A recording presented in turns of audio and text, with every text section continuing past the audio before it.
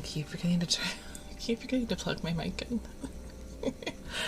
I'm so dumb. Also, I think I left my mic on. No, I didn't. Okay. It's like I think I left my mic on in that case. I did not. I do have to fix the redeems really quickly, so give me one moment.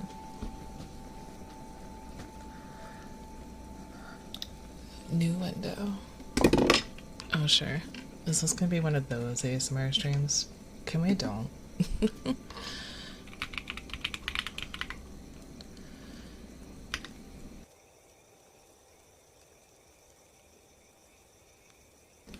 Okay.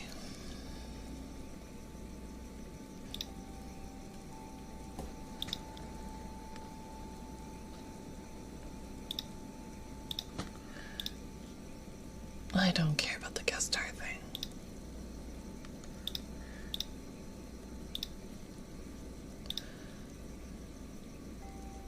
Hey. I'm gonna turn my light off. Chill us for 1 second so I can do this. Not much has to get turned off. Some things can't get turned on. I forgot to turn nuts back on. I'm so sorry, guys. No one mentioned it. I know Nate mentioned it, but I didn't understand. I asked why. Alright, that's off.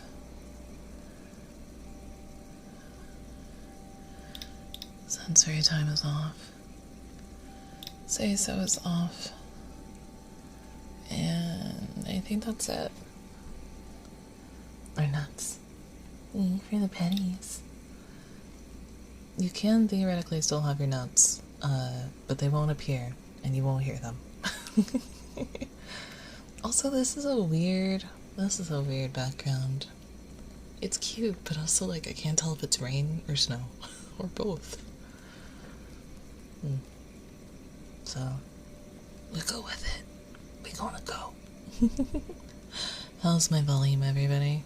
It looks a little low on my end. It could be higher. But I guess that's up to you guys. Keep them where they are, huh? Yeah. Keep your nuts in your pants. But hello. I'm gonna switch my glasses and make even more noise.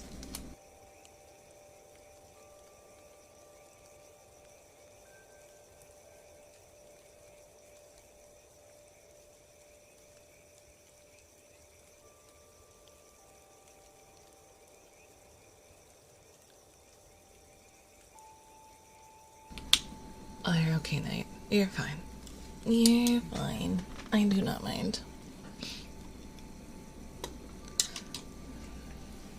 That was loud.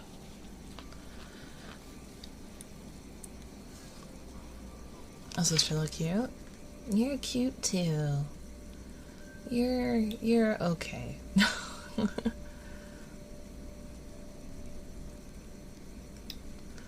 Alright, I think that's good. I can still see my audio levels, and I can read chat. Nice.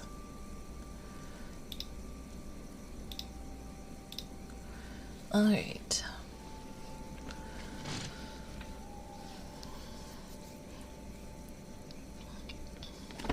I'm gonna be a little weird tonight. We're gonna start with slime, because I haven't gotten to play with my slime in a while, and I miss it. So I turn my light back on. I don't know how loud this light being turned on actually is, but I don't want to risk it.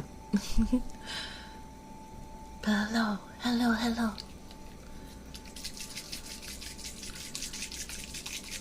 And we shake. I don't know why I shake it, but I always do.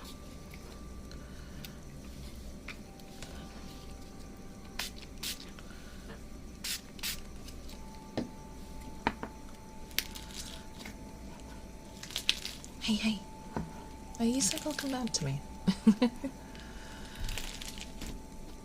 The slime is probably a little melted, but that's okay. I will fix it. Okay, I walk now. Walk, you bitch. Is this what it sounds like when you walk? Squeeze. Squeeze.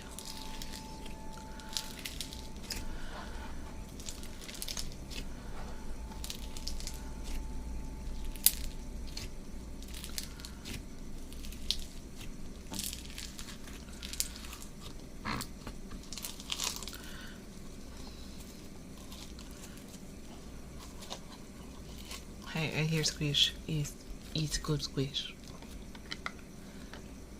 10 out of 10 squish.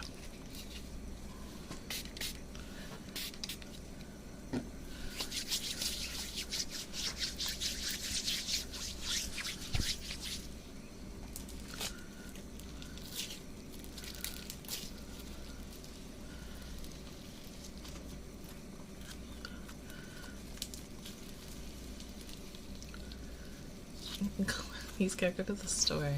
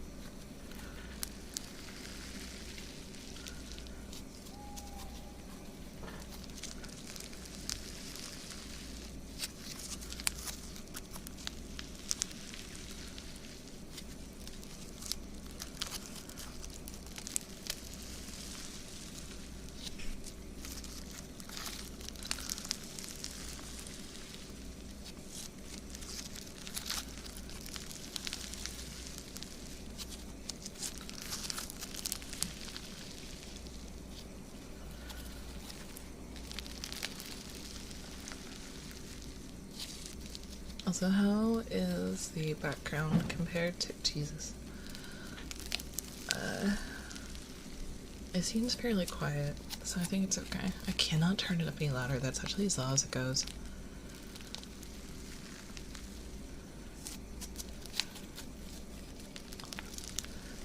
A fake $1? That's actually not that uncommon. It's most likely that you're gonna see like 5s and 1s counterfeited. What'd you ask? Oh, about the background noise. I don't think it's too loud.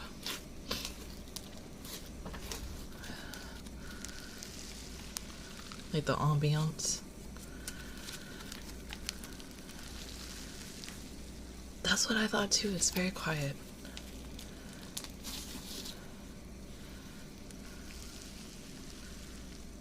You're good?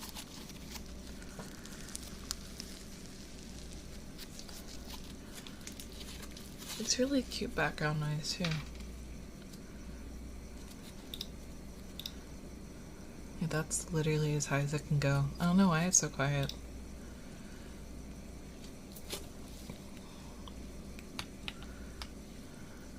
Ugh. Cozy winter ambiance. Some of these ambiances are good, and some of them are just like the wind noise is way too loud. That's still so fucked though.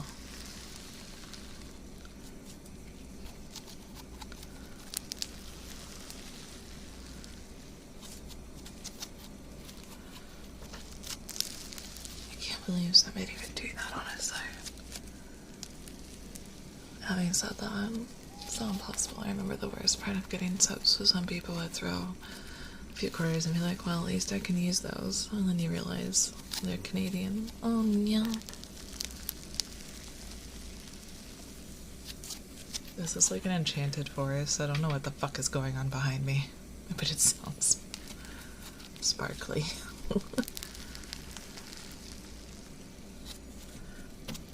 Don't mind the Fae. Don't give them any attention.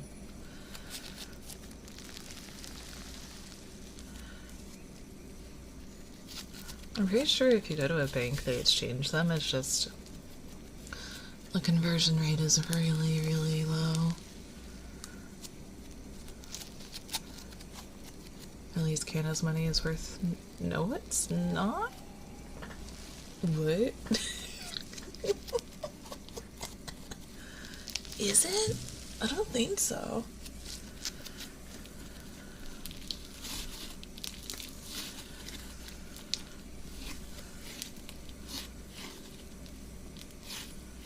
Yeah, Canadian money is really weak.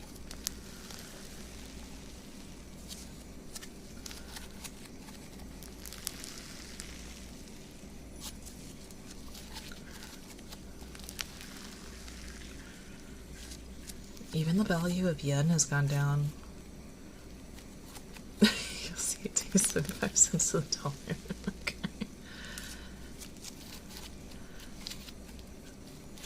How long ago did you check? Sorry.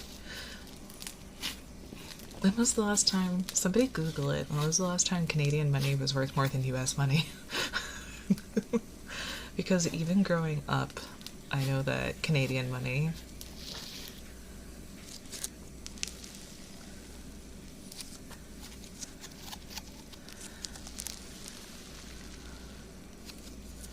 the last thing that happened was 2011. Oh, that's not too bad. That's not as long ago.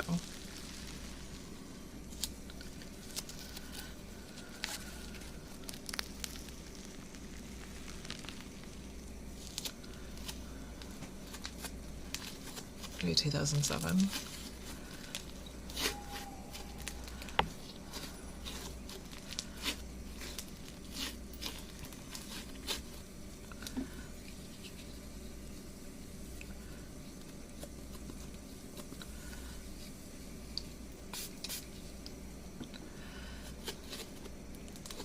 Last time was 1974. How old are you, Jack?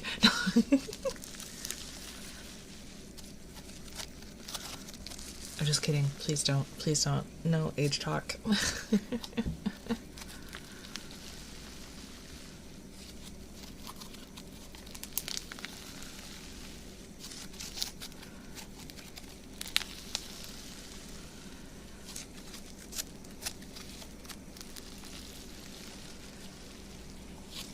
I feel like I've gotten really out of practice with ASMR, so please tell me if I can improve on anything, because I feel like I'm doing terrible. I'm well over 5,000 here, that's fair.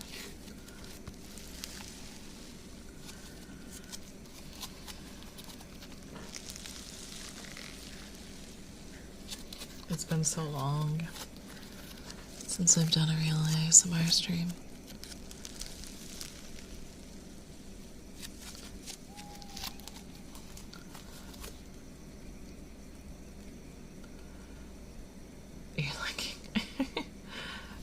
Not right off the bat.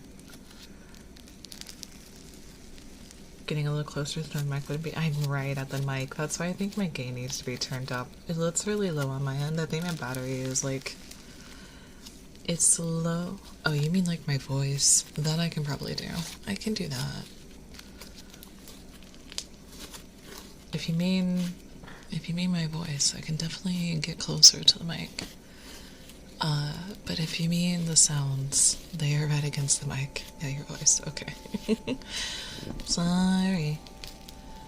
It's weird. So this is at the center of the mic, and it is okay, but it sounds quieter. But sometimes sometimes if I get over here, it's too loud and I peak.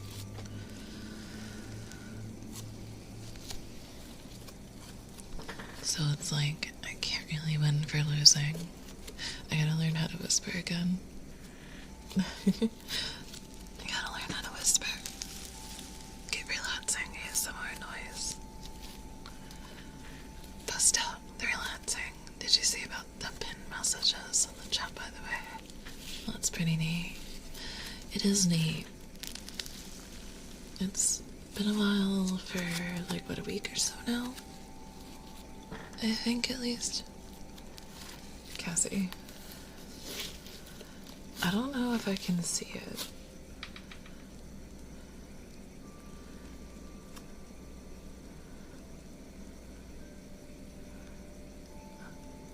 Oh, my fucking it mates my sub bar scroll. That's so weird. But no, I can't read it. That's really tiny. I can't see it.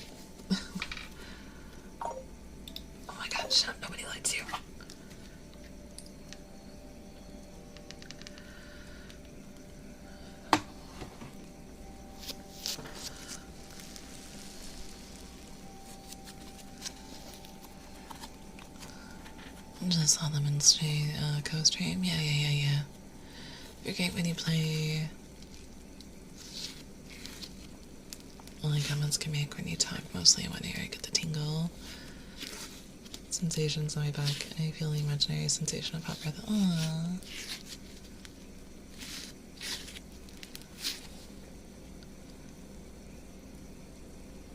It'll be great when you play a game that has like a content warning or something, since I've noticed my people don't read the stream's titles. If they don't read the stream's titles, what makes you think they're gonna read the pinned message?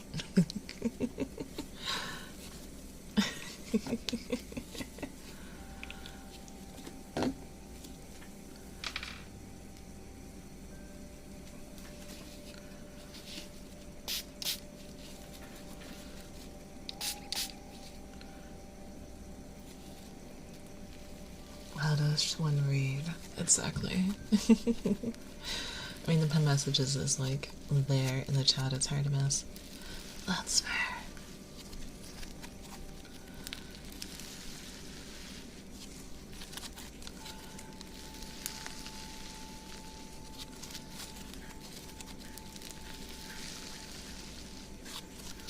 Imagine reading. Couldn't be me.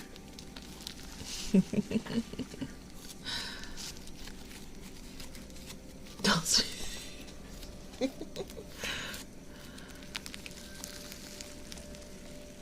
I have to remember that I can't be afraid of touching the slime to the microphone.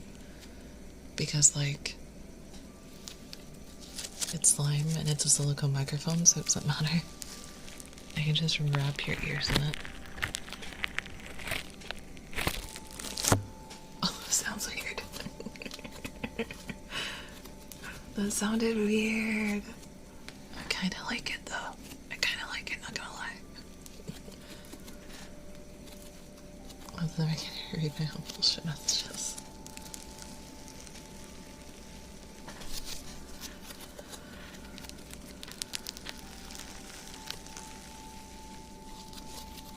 That felt so weird in the best ways, right? I kinda like it.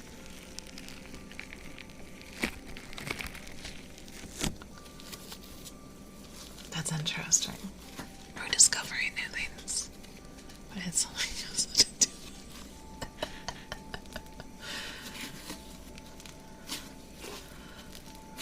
I'm gonna have to spray you again. Down, boy.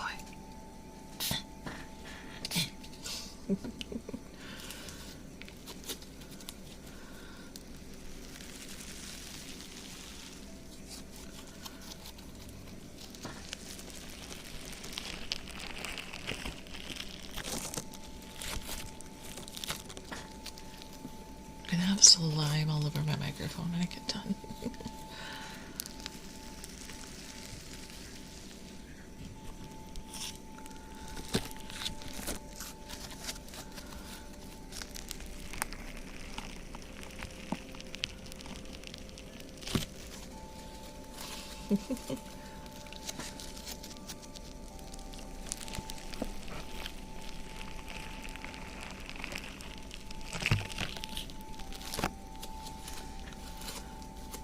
That's we're gonna have to figure out what Stella can do with her mouth for science, of course.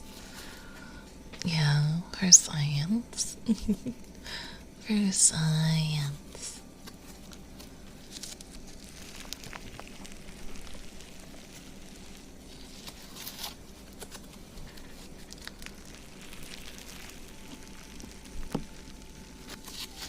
I really wish that, like, the popping and clickings weren't so loud. You feel like a kid. Reach back and you'll be there.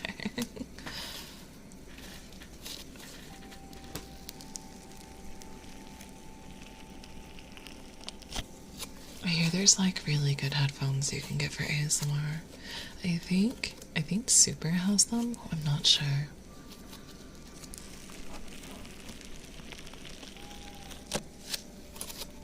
Either that or he has like headphones that he uses specifically for ASMR.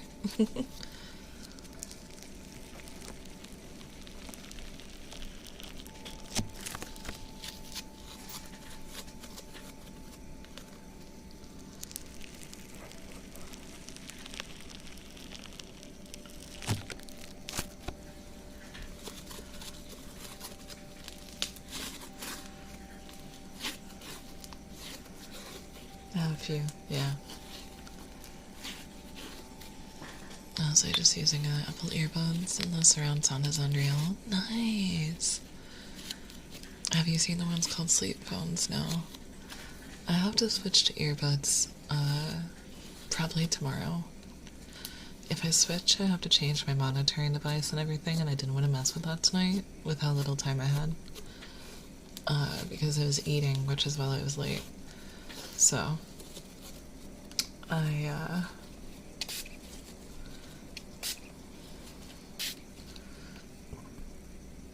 it's like a soft headband you can wear while sleeping. Oh, yeah, I've seen those. I know. Thank you for the sub. Thank you, thank you. I've seen those before, Cassie. Yeah. Thank you. Thank you for the 10 months.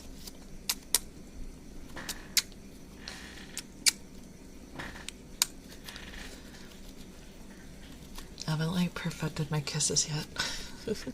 I don't know if I want to do them, like, or, like, I don't know.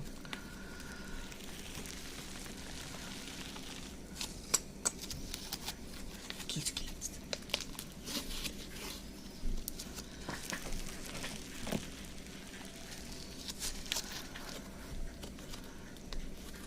Just waking up, itching up for 2 hours. Nice! These sound kind of the same, yeah. Oh, Danny boy, you have some ooh competition. Thank you for the follow. Thank you. Welcome in. Hello. Hello, shy boy. Ooh. You'll fit right in with Danny boy. Ooh.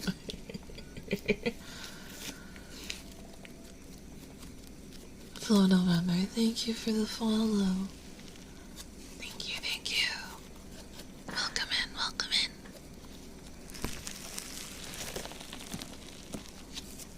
Poor Danny boy has competition. I have a rival now. Yes, you have a rival now.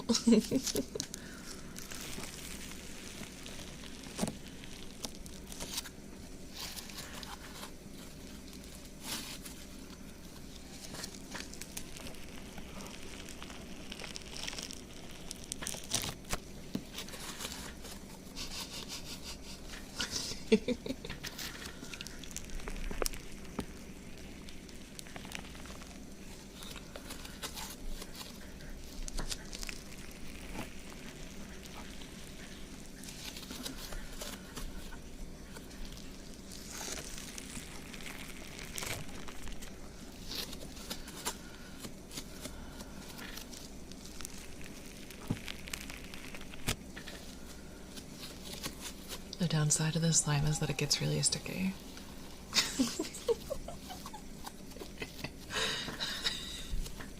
How's your jaw doing, by the way? Today is actually worse than it has been in a while. I'm sleeping terribly in terribly positions, so it's not been great. I have to dig for my hot compress. I don't know where it went. I have one that you can put in the microwave. You can either put it in the freezer or the microwave, and I need to find it so I can start using it. But I haven't switched over to the earbuds yet, so I have to switch over. Let me just shove this slime into your ear real quick. Hang on.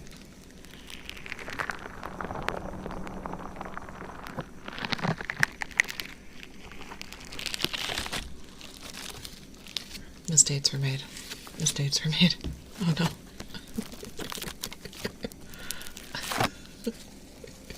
I think I got it. All.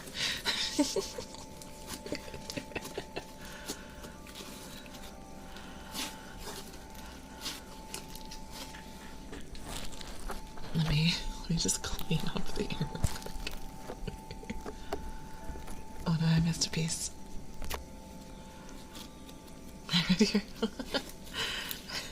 Is that a good on or bad on?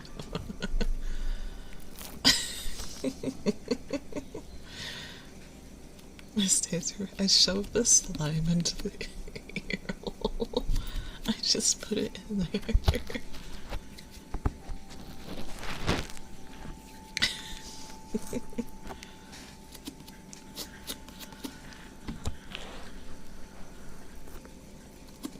I think I got it all. Did I? Oh no, there's some right here. Let's try to.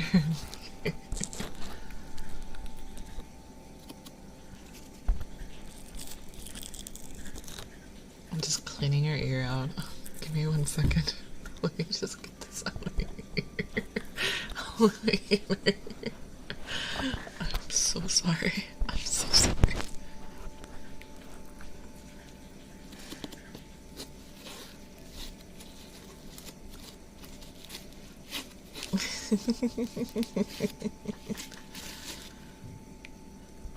Some people do listen to my ASMR streams for the random shit that I do during them. So some people do have the volume up at a reasonable level.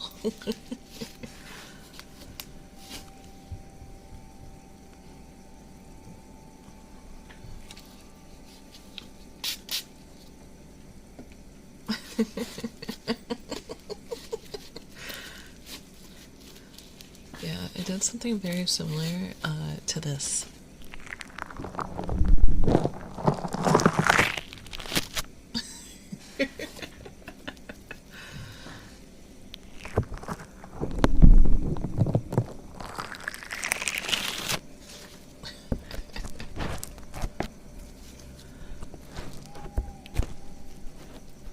Let me just clean off your ear real quick.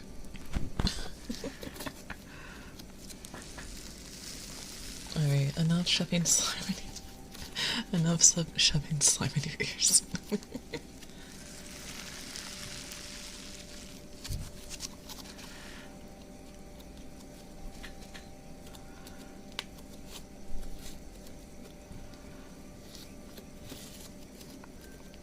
Listen to your streams at 100%, but the 3DO is so much clearer. Yeah. I'm here for chaos. Alright, we will switch. That's enough slime for right now.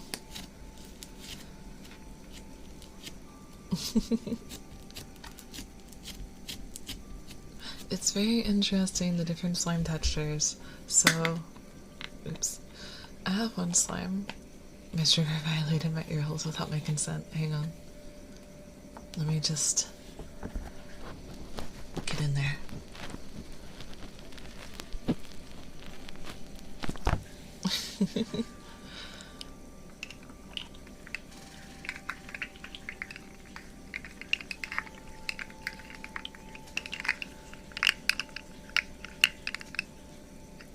I gotta figure out where to have this.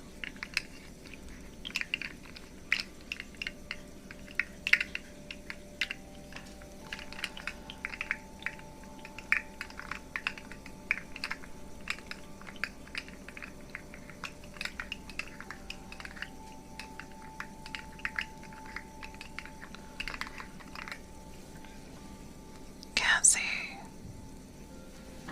you are good thoughts. You are such a good thoughts, Cassie. Such a good thoughts. I'm here to support and I'm trying to get some help for falling asleep, that's fair.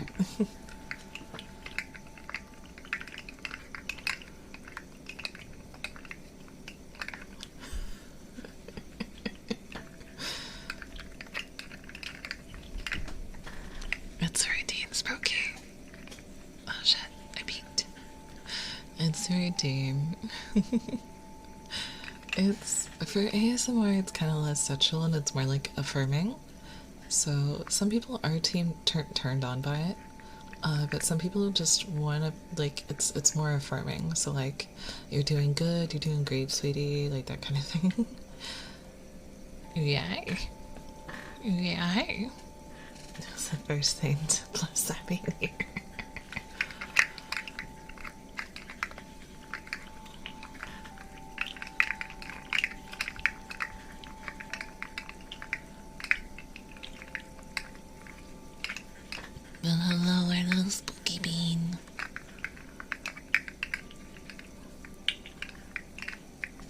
My streamer violated my ear.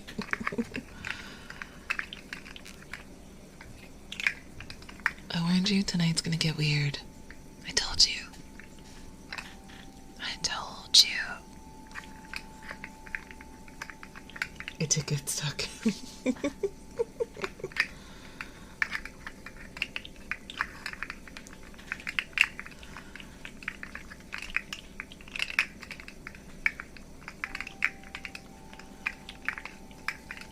I'm ready for it. I just put the slime away.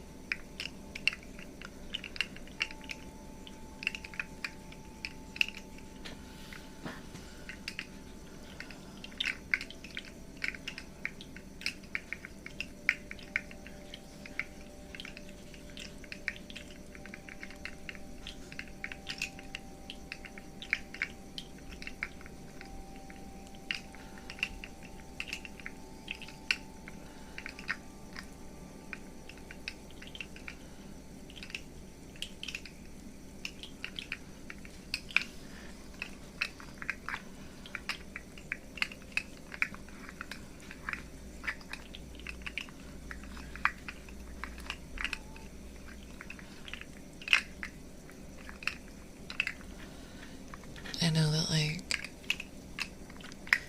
I have to rewatch those videos that I did earlier because I don't know what they really classify as ASMR. There's a lot of plastic crinkling and just having fun with the pin messages. She can do that. But,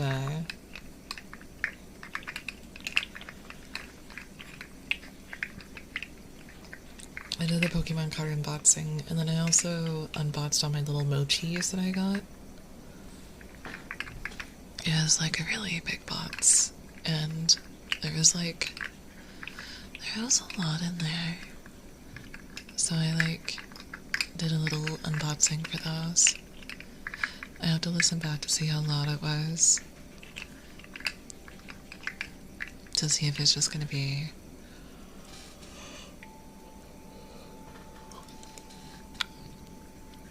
I was figuring out how short I can set it to.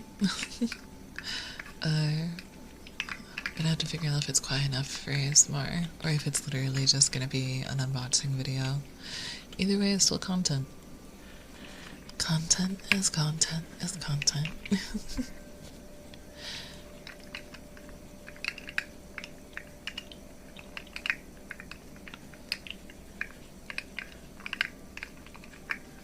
Sit. Hell yeah!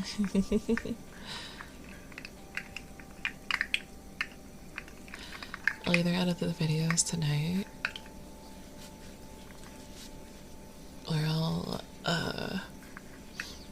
do it tomorrow. Depends on how long I stream tonight, honestly. Hey, look at me do some content. Thank you for the hydrate. Thank you.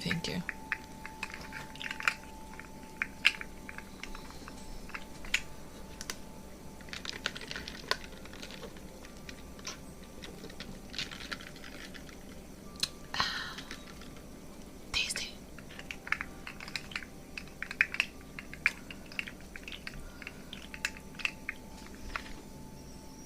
Did you? Nice, guy.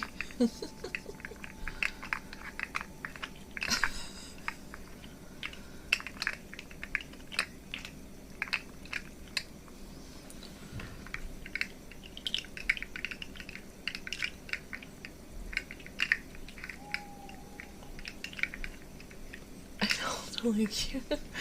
It's so funny. It's still funny to see nice and then Nagai.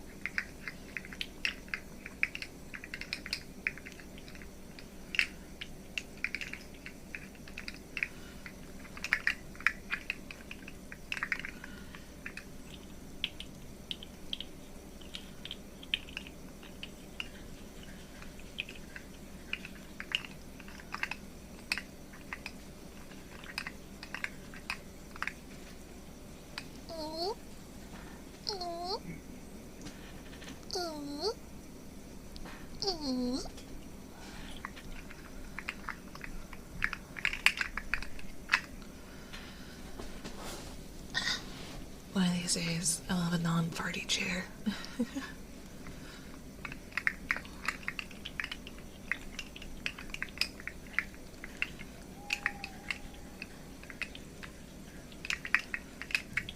No key to my chair.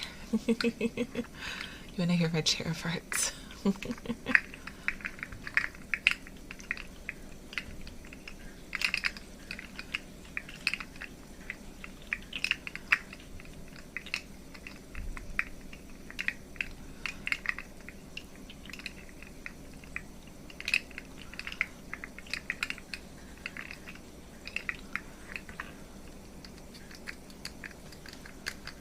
I'm so sad my nails are gone. All my nails are gone, man.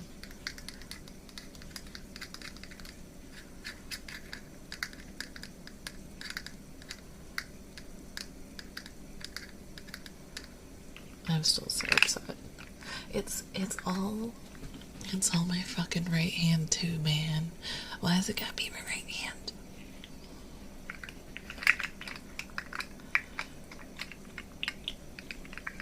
Just plain steal for the party chair. How does that work? He's in another room. I also think it'd be very concerning if it was his fault my chair is farting. I'm not sure how that would work out.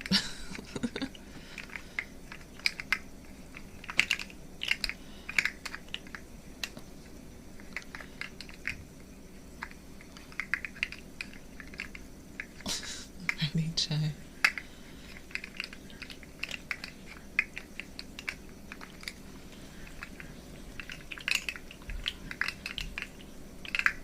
What happened to my nails? They just break. So I've been tempted to get like a set specifically off of Etsy for ASMR that's held on by like maybe like a sticky paper or something, so that I could have nails that I can put on for ASMR. Because as much as I would love to get my nails done, it's actually really damaging. And my nails are already fucked. Maybe that's kind of the point. They're already fucked, so why bother? But they're just kind of weak, and they grow to a certain length. Well, they're not super weak, but they grow to a certain length, and then they just kind of start breaking. They're not super strong, but they're not super weak. They're a lot better than they used to be. I just don't use like lotions or oils or anything like I'm supposed to, because I'm a poor broke kid. I'm a poor broke adult, so I never really think about stuff like that. And I've never like found a lotion that like I really enjoy. No, I do not have red oils. I do not. They grow to a decent length, but some of them will grow longer than others, and I just need more nutrients, vitamins, and nail stuffs. Natural nails is what I have, but I was thinking I could get like a fake nails set that I could like put on and take off like as needed, because there are some nail sets that come with like the sticky paper instead of glue, like the double-sided tape basically. I could just use double-sided tape to put on fake nails. So I could get a fake nail set to use for ASMR specifically. But I've never had fake nails. Like, aside from the ones that you can glue on, I've never had the acrylic nails. They're not acrylic because acrylic is banned, but you know what I mean. Well, that's what I've heard, is that acrylic is banned, but then everybody calls them acrylic nails. I don't know what's the truth and what isn't the truth anymore.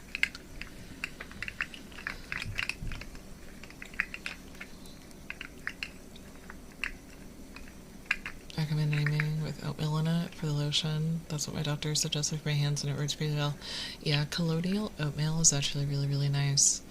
The problem is, like, my skin just doesn't absorb things. I just don't. I'm picky. I'm very picky. Why would they be banned? Something about, like, I mean, it's being put on your body. It's not the nails themselves, it's like the plastic they were using. It wasn't safe. So I don't know what it actually is that they use, you could go all out and like fake nails that are more like I need them to be like short-ish because I can't use my keyboard if they're too long. I do kind of want to get like fake nail like from a salon, but I think it's like $100, and then I would have to spend that like every. I don't know how much. I don't know how long they last. I don't know how long fake nails last. To Google. Oh wait, I can't Google it. Yeah, I can. I can use this window. I tried the gel nails, but they have to file your nail to like get it to stick. And my nails are just super slippery.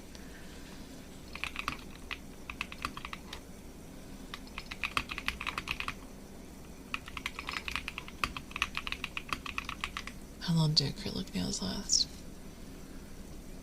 Yeah, it's 2 to 3 weeks. And then like that's kind of not a lot. I don't know how much they are around here. I heard that nail salons are horribly overpriced. No, because they're working and they're doing, depending on what kind you get, around 3 weeks. Yeah. I am debating because like they need to be short enough. They just need to be just long enough to let me do tappies. Just long enough to do tappies. That's really all I care about.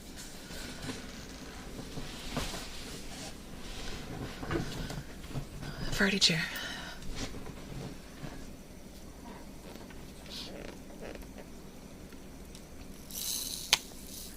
I don't know if I...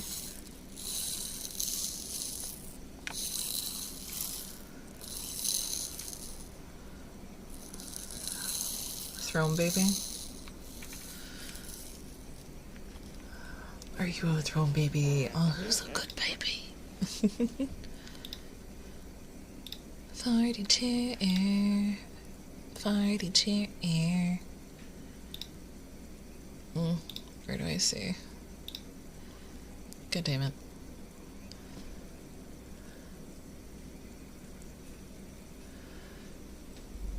And all I see is the last name Pisto got me. I still haven't responded to that.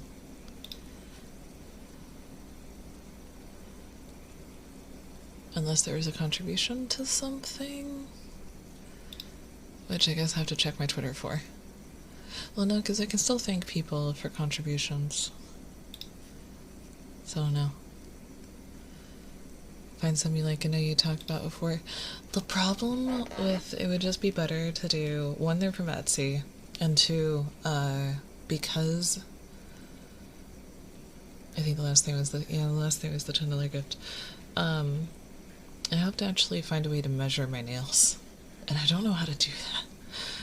I need to get a steel to do it, I think, or I can try to do it with like my own like phone camera zoomed in. But I either like measure my own nails, or some of them places like will send you something that you send back to them.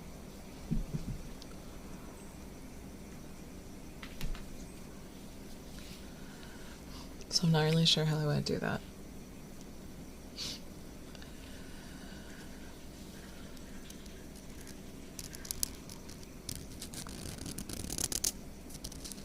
It's like these nails are pathetic, my guy.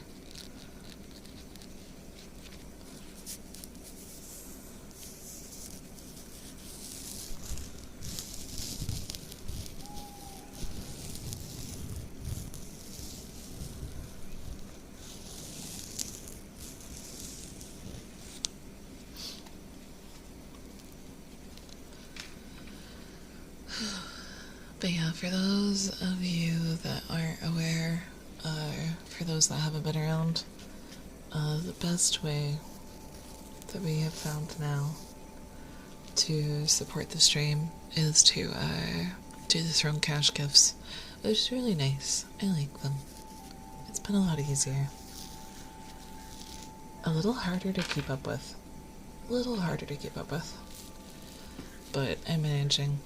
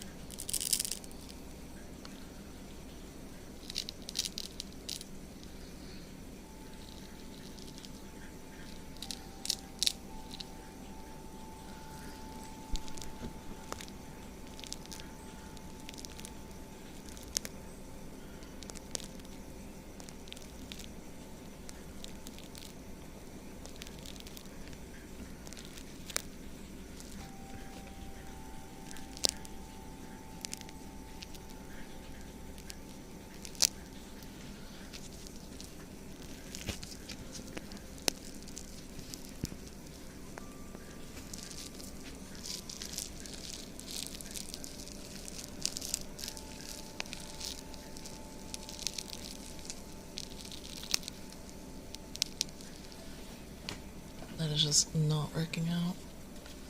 It gets too loud.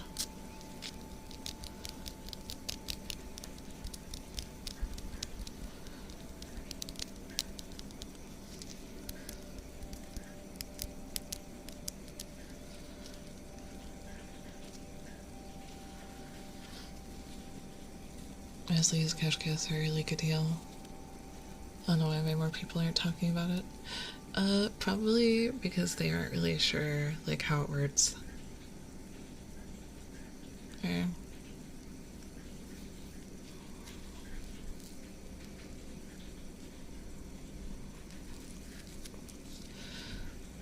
I don't think people really notice what they can do with Throne half the time.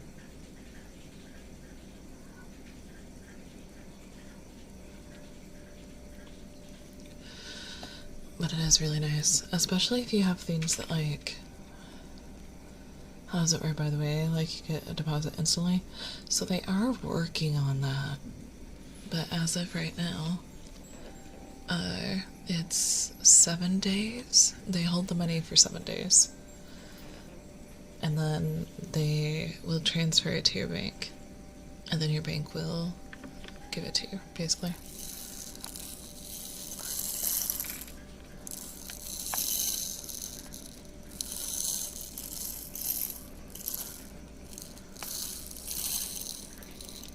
They're working on faster deposits, though.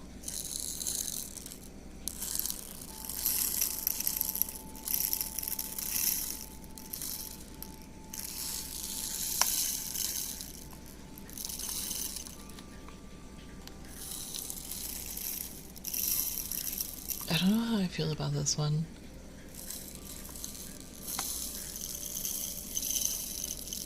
I assume it's to verify the pay is legit. No, because they have the chargeback protection, so that doesn't matter.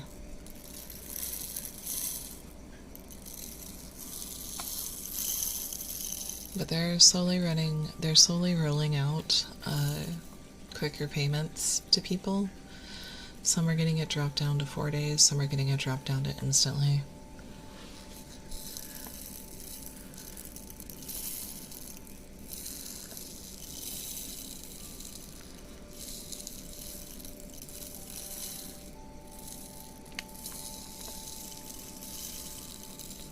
Yeah, they have the chargeback protection, so I don't think that's the issue.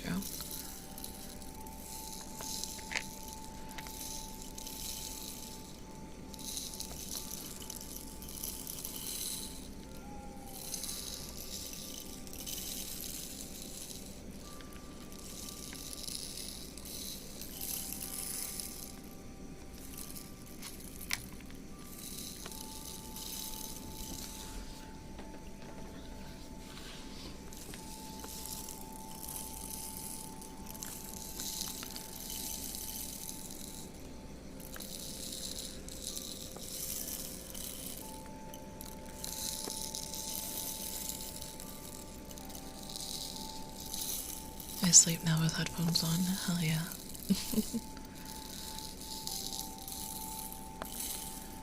Well, you get some good sleep, Maddie.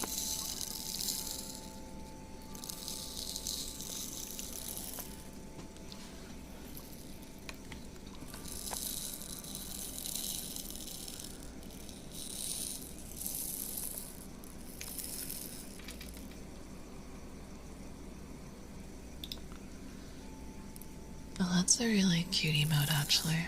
I like that one.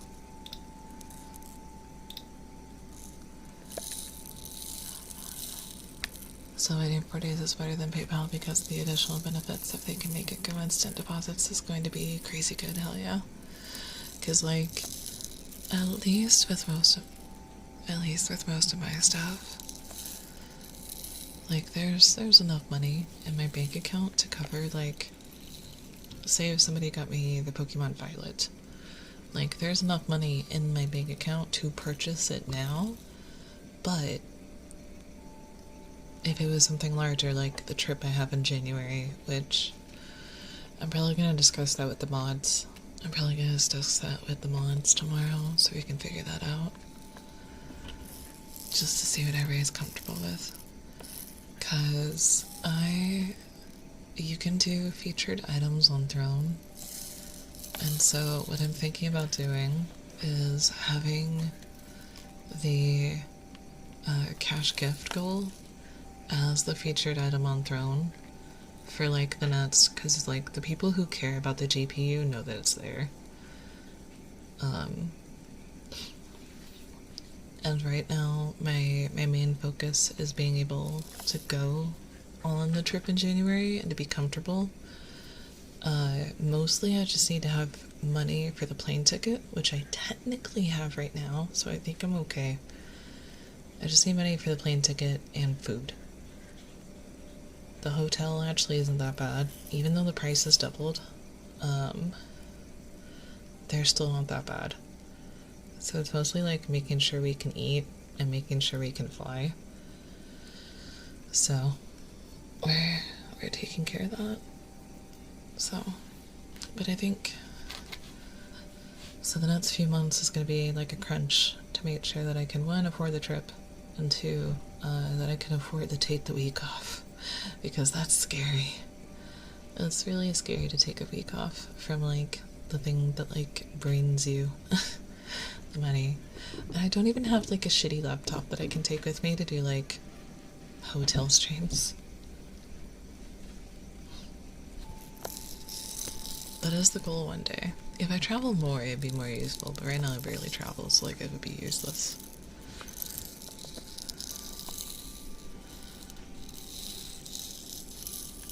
And I would never feel comfortable like borrowing somebody's laptop because like airport security and everything suck.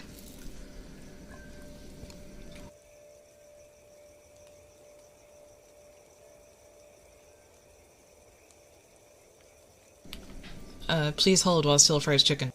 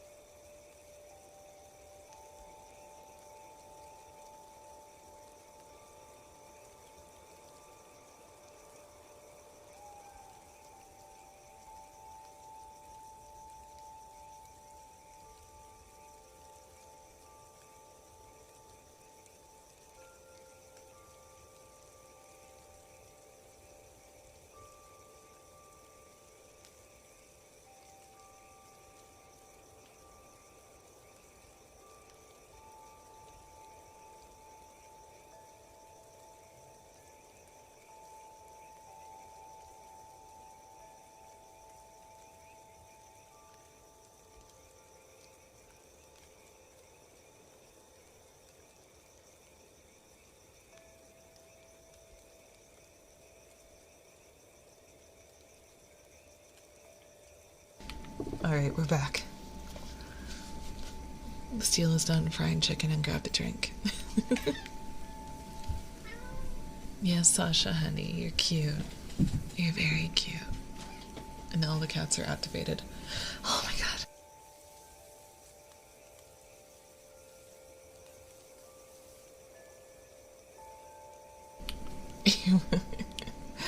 Could leave a bunch of videos scheduled on that week. That's fair. I could do reruns and stuff. No, well, I can do reruns, I think. I don't know.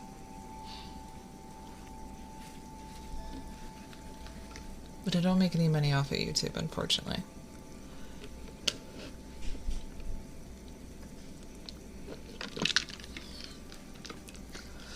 I don't know, we'll figure it out. We have time to figure it out. It is.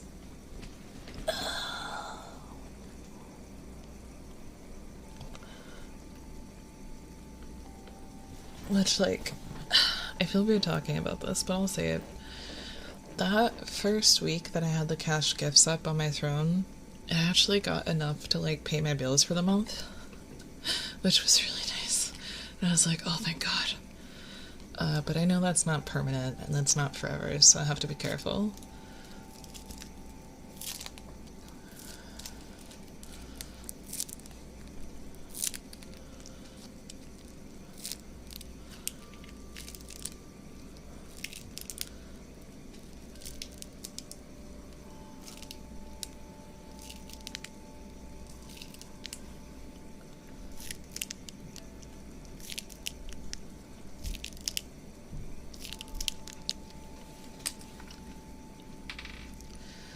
Okay. I am giving you guys a warning. I'm giving you a warning. So the clock is now at 11:25. If you are not good with wet mouth sounds, mute for like the next 5 minutes. Just 5 minutes. That's it.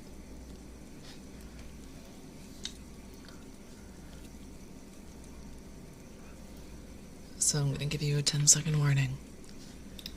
What did we do? Are you eating the mic? I'm gonna deep throat this mic so hard. We're gonna try some different sounds. See what I like, see what I don't like. I'll take 5 minutes. We're running out of time. But, I guess... Yeah, now it's 5 minutes. Mute now. ASMR. Oh, that was way too loud.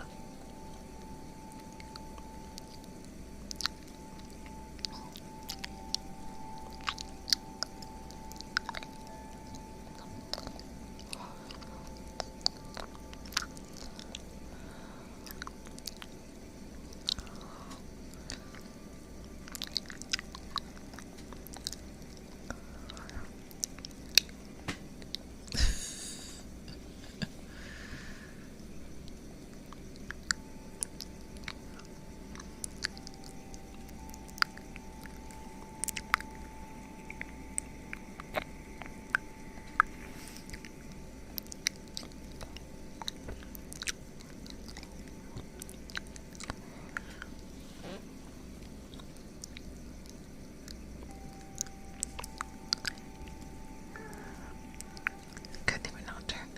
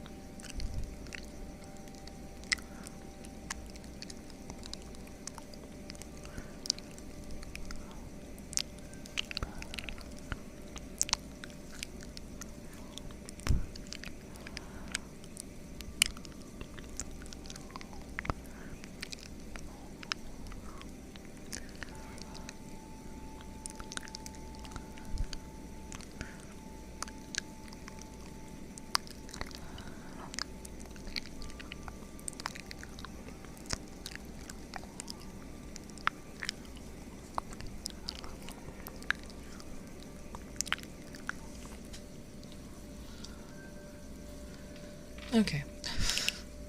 That wasn't too bad. That was 5 minutes, so that's not bad. It felt like it was longer. I mean, it felt like it was shorter. No, the chat keeps like scrolling on my end though. Like the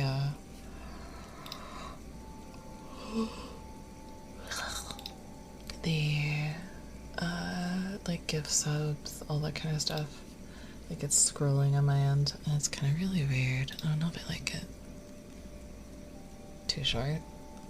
Can we get some from Munda cheese sounds?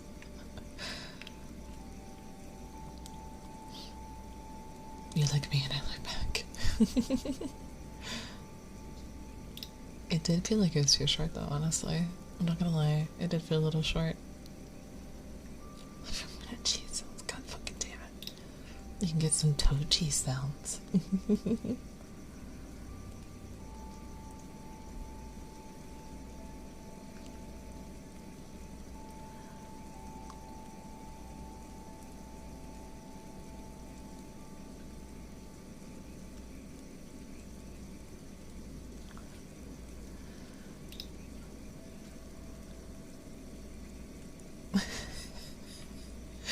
Just don't notice the picture that I put.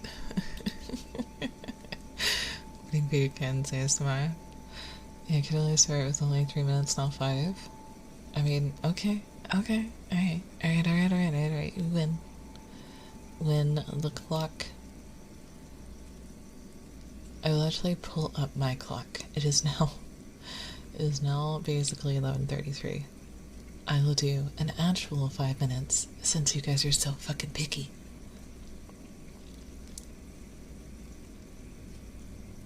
So, I will do the thing. So your wording is 5, 4, 3, 2, 1.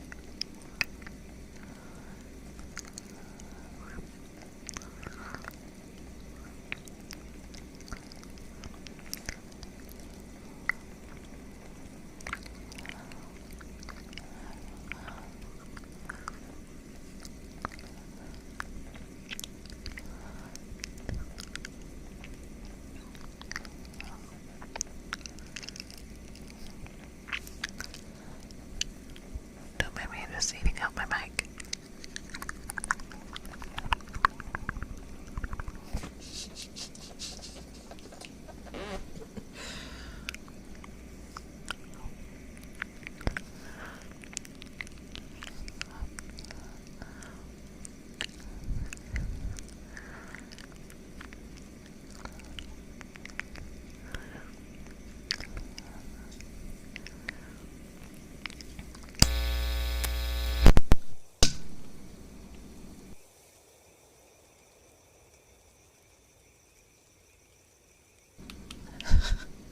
My fucking titties. I'm sorry. I'll make it up to you. Hang on.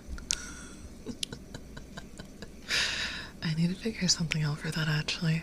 I am so sorry. I am so sorry.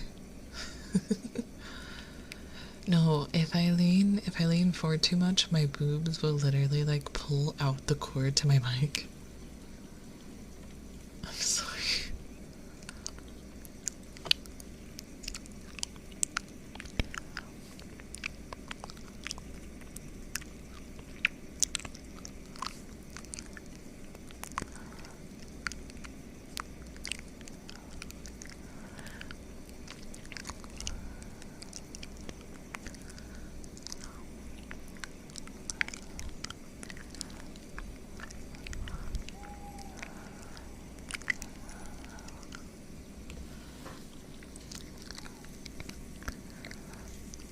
Is it really that loud for you guys, or is it just like the sudden noise that's the issue?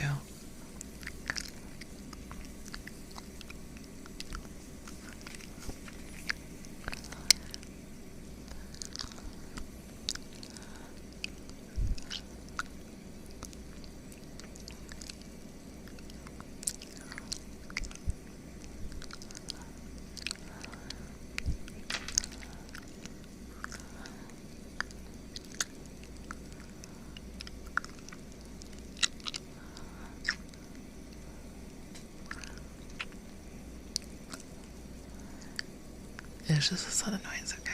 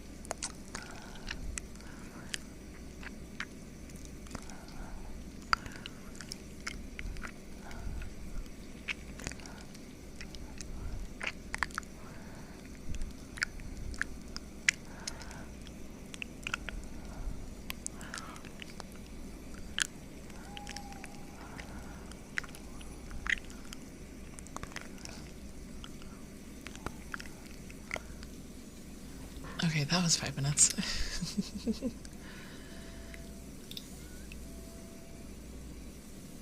Get this notes. No, I actually counted it this time. Thank you for the follow. Thank you, thank you. Now I pulled up the Windows clock.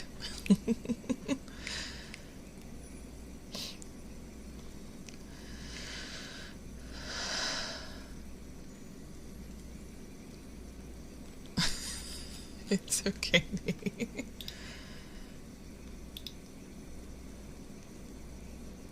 And your intention's a dungeon. Hell yeah. I will try to figure something out with it. Maybe if I just put it up like that. That way my boobies don't go.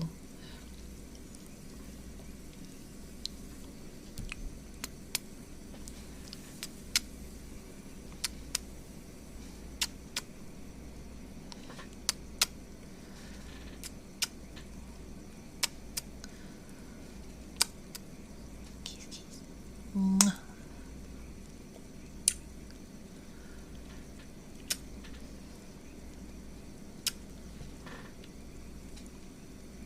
What did you say?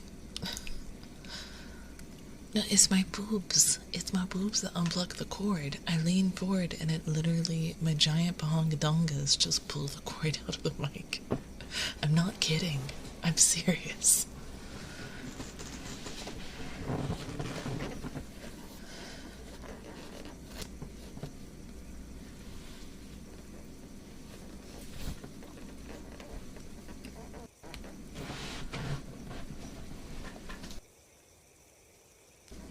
What do you mean I'm flat?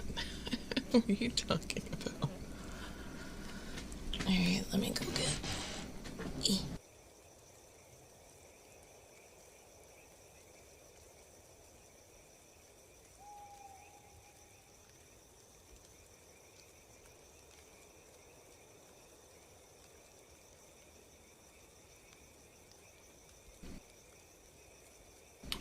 I finally got my hearing tested because I had to go get my ears checked out. Surprise, I'm moderately deaf. Shocking, I know.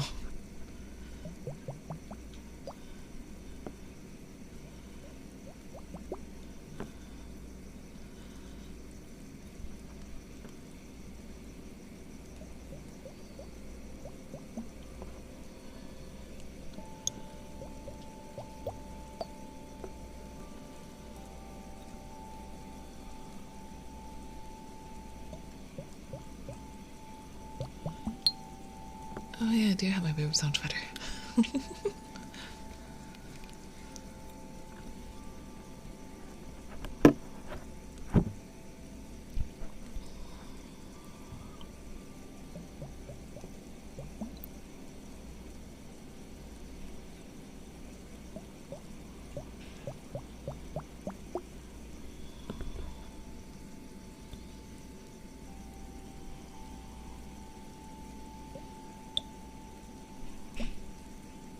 think if you look up on my Twitter, VTuber versus IRL,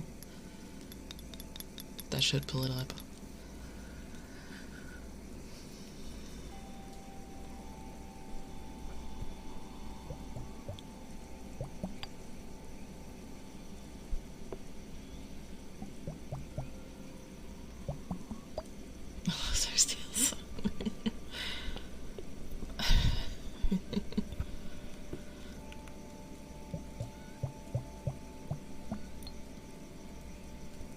Thank you for the follow. Thank you, thank you. And welcome to the constellation. It's not like the most flattering picture of my boobs, but like, it works.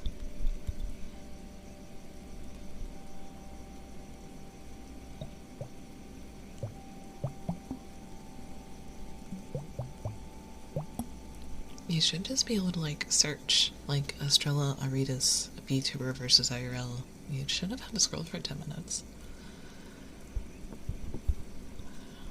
Loser. Thank you, I'm here all night.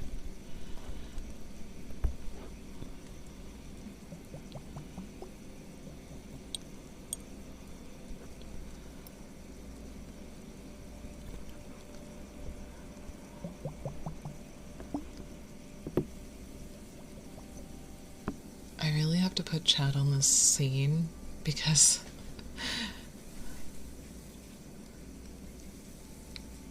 I feel like people who listen to this are so confused as to what the fuck is going on. Imagine not having notifications on, fake followers. Hell yeah. I don't think I have notifications on for anyone.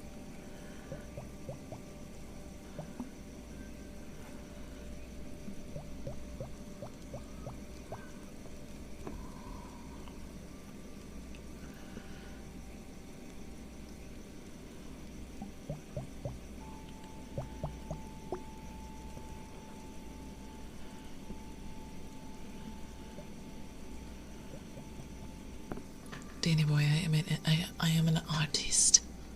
I am an ASM artist. Fuck you.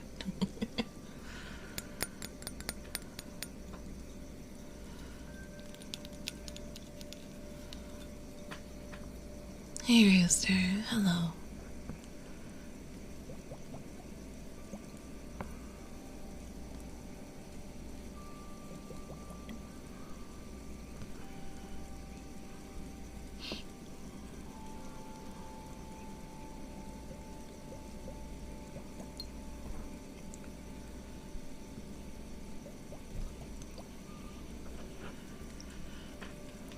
Is ASMR considered art?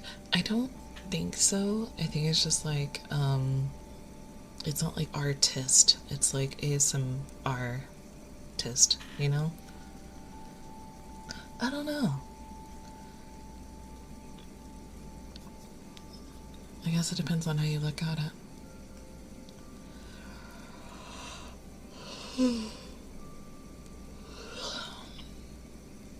I think it's just like, because you know how you have a pianist and a mixologist. I mean, being good with a mic is an art itself, yeah.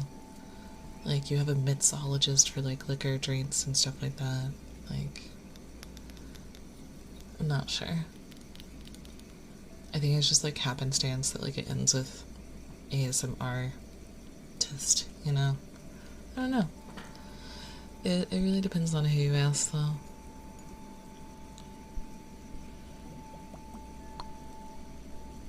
It is a lot of work.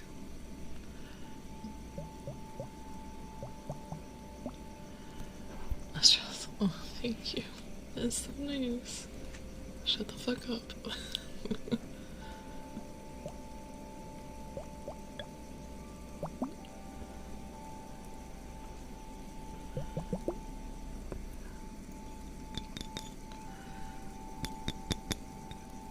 It is a lot of work though.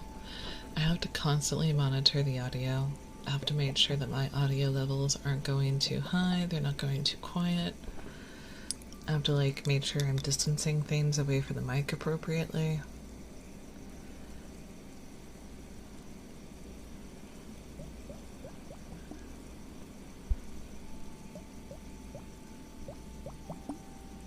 Okay.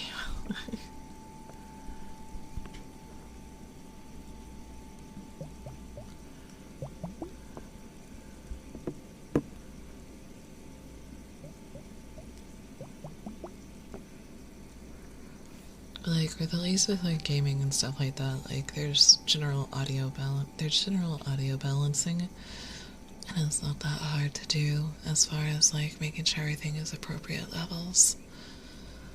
But with ASMR, like even like if I raise my voice too high and I get too close, it'll like clip. So it's one of those things where you have to really like know what you're doing. And I'm so out of practice. I'm getting better though tonight. It feels like I'm getting back into practice at least.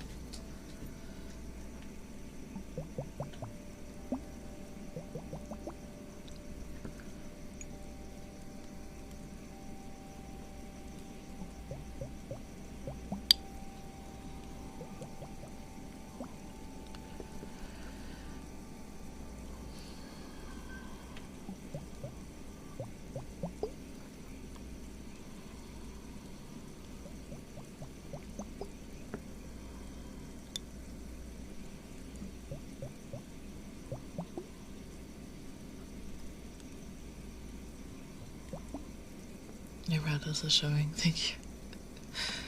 It's not like I feel out of practice because I haven't done it in a while. Like seriously. Like we did the game ASMR the other night, but we didn't really do any regular ASMR.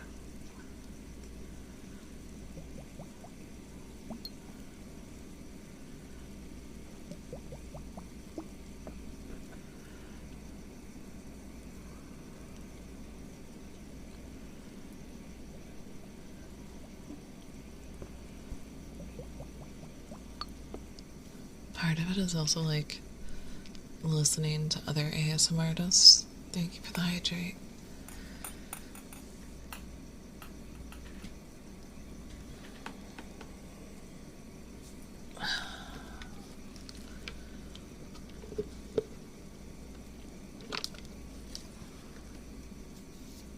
Thank you for the petties.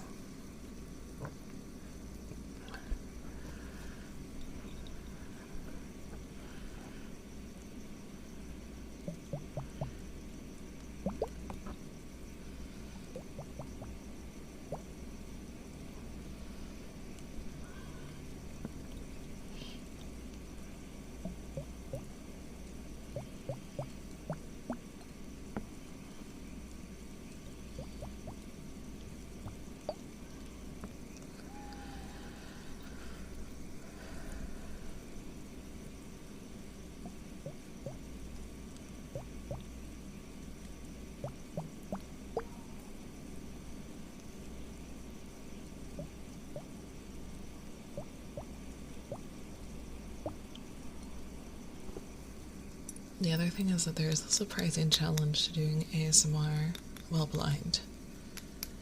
And I didn't think there would be, but there really is. So like, some things, like I have a light on while I do this. But then like, with these bubble ones in particular, it is a lot easier if you can see when the bubbles start to go to the tube. So it's a lot easier to manage if you can see them. And I think people take sight for granted, like, really badly when it comes to stuff like this. You don't realize how much, like, visual things happen. Jesus, okay.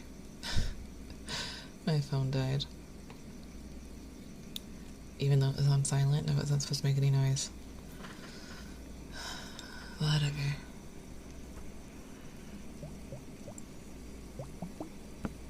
I can't win for losing in this economy at this rate.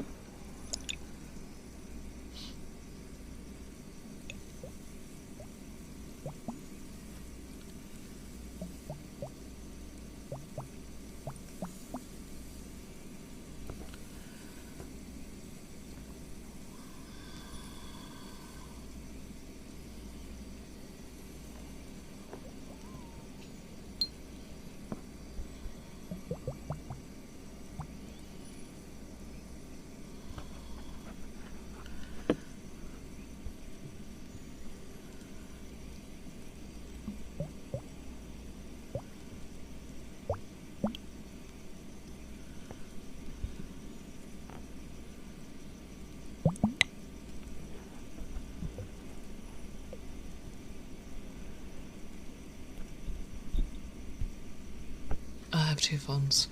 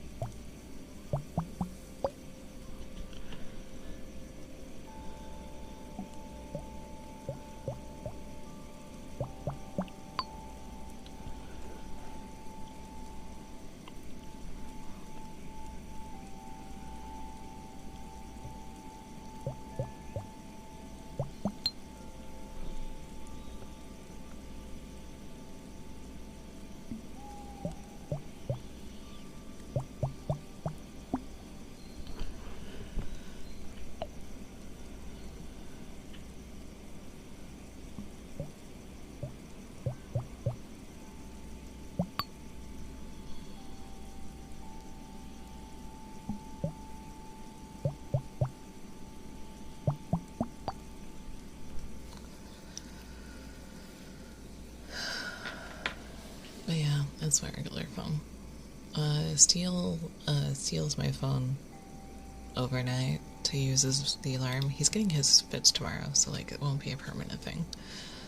But he usually steals my phone to use the alarm on it.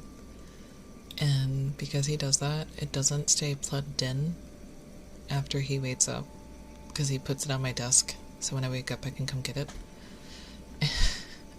So it ends up dying a lot sooner than I'm used to. So it's just one of those things.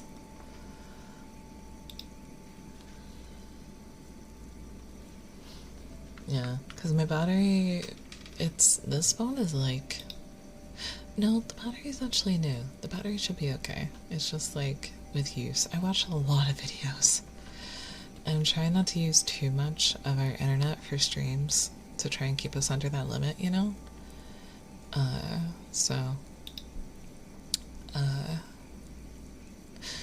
I watch a lot of videos and stuff on my phone and it kills the battery a lot quicker. But yeah, because it's like left off the charger for longer than it's used to being left off the charger, it's one of those things. Cause like I don't know, lately I've been getting up before him and it feels weird to not be able to sit on the couch with my phone because I'm just like, oh, on my phone. And then it puts me at the computer. And then because I'm at the computer, I want to work. So I end up working super early in the morning, taking a break like in the afternoon, and then taking a nap in the evening. And then ending up really fucking tired, apparently. No, I'm alright. I think we've got... I usually use my phone for Discord and Twitter. I don't check my personal messages there.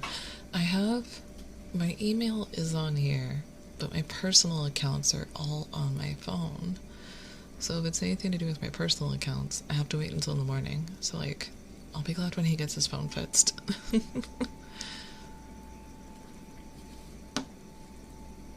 Honestly, Australia, one of the hardest. I'm really not. I don't do much. Like, everything I do is super easy, and I feel terrible. Because, like, I should be able to edit my own videos and stuff like that, but I'm just so...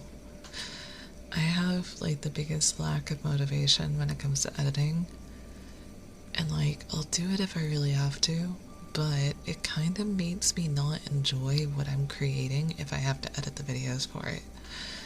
And some things are just really complicated to edit, and if it's more than like doing the VTuber deep dives is one thing, right?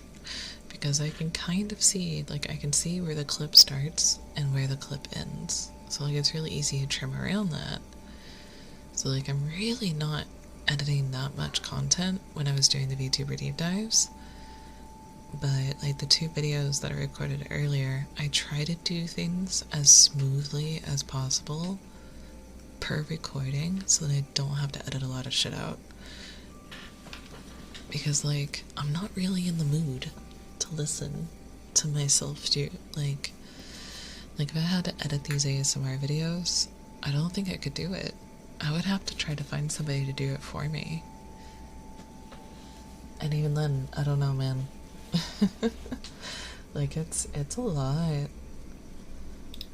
Like, you wanna know one of the hardest working content creators out there? Fucking Yanners. She did like almost everything herself. There's a potential that she still does everything herself. She edited all her videos, all of her highlights. Like, it's not my own audio, it's the type of content. Like, listening to ASMR in the middle of the day is just a little too much. It's a little too calm. I'm fine with listening to my own voice. I have to do it because of content, so like I got used to it. That one I don't care about. But Yanners works incredibly hard. And I'm sure she still does. I don't know if she still does all of her editing, but she used to. She ran her own YouTube channel, she ran her own stream. Like, everything from Yanners was by Yanners. She's incredibly hardworking. And like, Ginger is hardworking on the artistic side, but needs help in like other areas as far as her workload goes. And I think that's kind of like my issue too, is that like I'm fine, my shitty part is that like I'm fine creating the content, but I don't want to fucking edit it. And like, I have some ideas for some things, but it's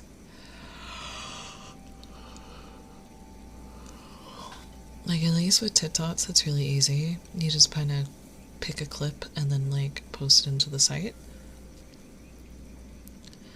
Everyone needs help with something, yeah. It's just like, I feel bad though. Thank you for the yawn. Thank you for the yawn? Yeah, man, I don't know. I do want to at least go for another... I probably want to go for another 30 minutes. Because that puts us at a decent amount. But yeah, the fucking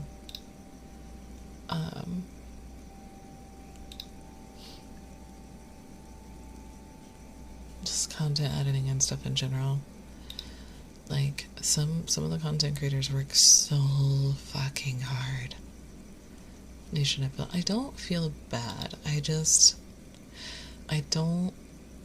There's a reason that I don't take the statements that, like, I work really hard well.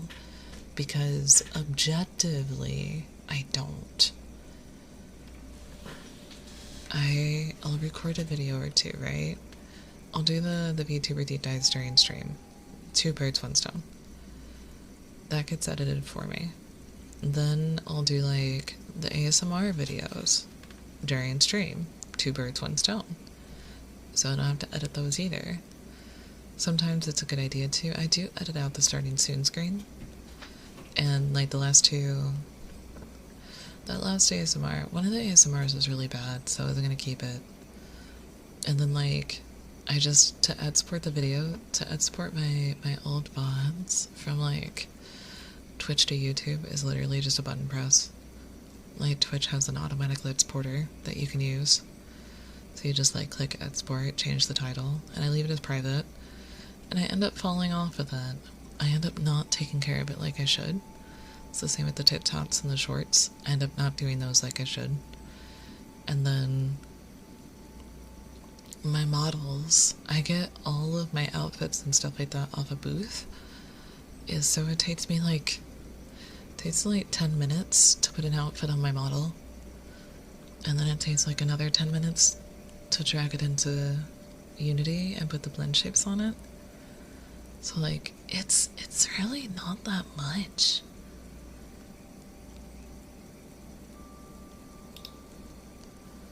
It's not, but it's not hard. Here's the thing. As my algebra teacher said, nothing, like, when it comes to math problems, the math problems aren't harder. They're just more time consuming. And so, like, for me, like, I'm not spending a lot of time on this stuff, and it's not labor intensive. It's not tiring. It's just, it's not hard work. Like, if I was doing things the way that I should be doing them, then I would be working hard. But I'm really not. And it's just really hard to take credit for something that I know isn't true. And I'm not being self-deprecating. I'm not being, like, any of that stuff. Like, I'm just being honest. Like, I really don't do much. Part of my problem is that I stream too much. That's kind of my biggest issue. If I was doing, like, 3-hour regular streams, I mean, like 2-hour ASMR streams at the most, I could focus more on content creation for other platforms. But because I do things the way that I do them, it really doesn't leave that much room for working outside of streaming. And streaming to me doesn't feel like work.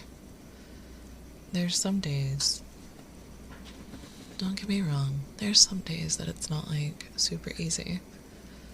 But it's just, like, it's really hard for me. Even Steel thinks I work hard. I'm like, I don't do anything, though.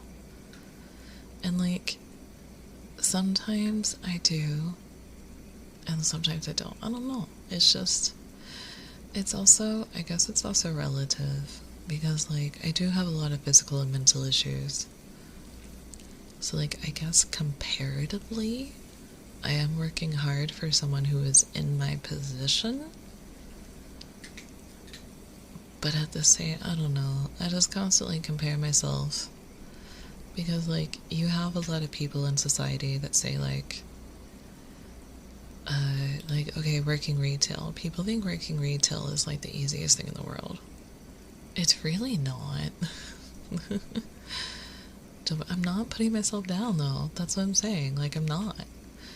But people think that working retail is, like, one of the easiest jobs. And, like, you don't have to be a genius to work retail. But you still need to have... like, certain skills and certain, like, subsets. And you have to be able to deal with people and be quick-witted. And, like, know, like, how to de-escalate situations and stuff like that. Like, it fucking sucks. But then, like, people think that food service is one of the easiest jobs in the world, but it's one of the most difficult jobs in the world. I can't do food service. I can do restaurant food service, but I cannot do, like, fast food or pizza. That shit, like, even working in a restaurant in the kitchen is, like, the worst. It is absolutely the worst. I keep clicking, so I'm gonna, like, whisper, and then I'm gonna click. I think it's when I say peas. Right? But, like, it's one of those things where, like, I think people just can't agree. I think people just can't agree. And so, like, I constantly grew up, though. I don't have any. No, I just ignored everybody. I had a really bad resting bitch face, and then, like, it's not about having charisma. Management, maybe. Maybe you need charisma for management. But most of my managers lacked charisma because they were just really terrible people. And they did not do a good job of hiding it. I think with retail, the biggest thing that you have isn't necessarily charisma. It's just being able to fake it till you make it. And, like, throwing on that customer service voice. And, like, it's not necessarily about being charismatic. Charismatic would come in handy with a sales. If something is, like, sales related, definitely charisma. Definitely charisma. But I always hated those places. I always hated those retail places that were like, you need to upsell. And it's like, no, I didn't get hired in sales. Go fuck yourself. Like, I'm not gonna work in a gas station and push a lighter onto somebody who's getting gas. Like, no, thank you.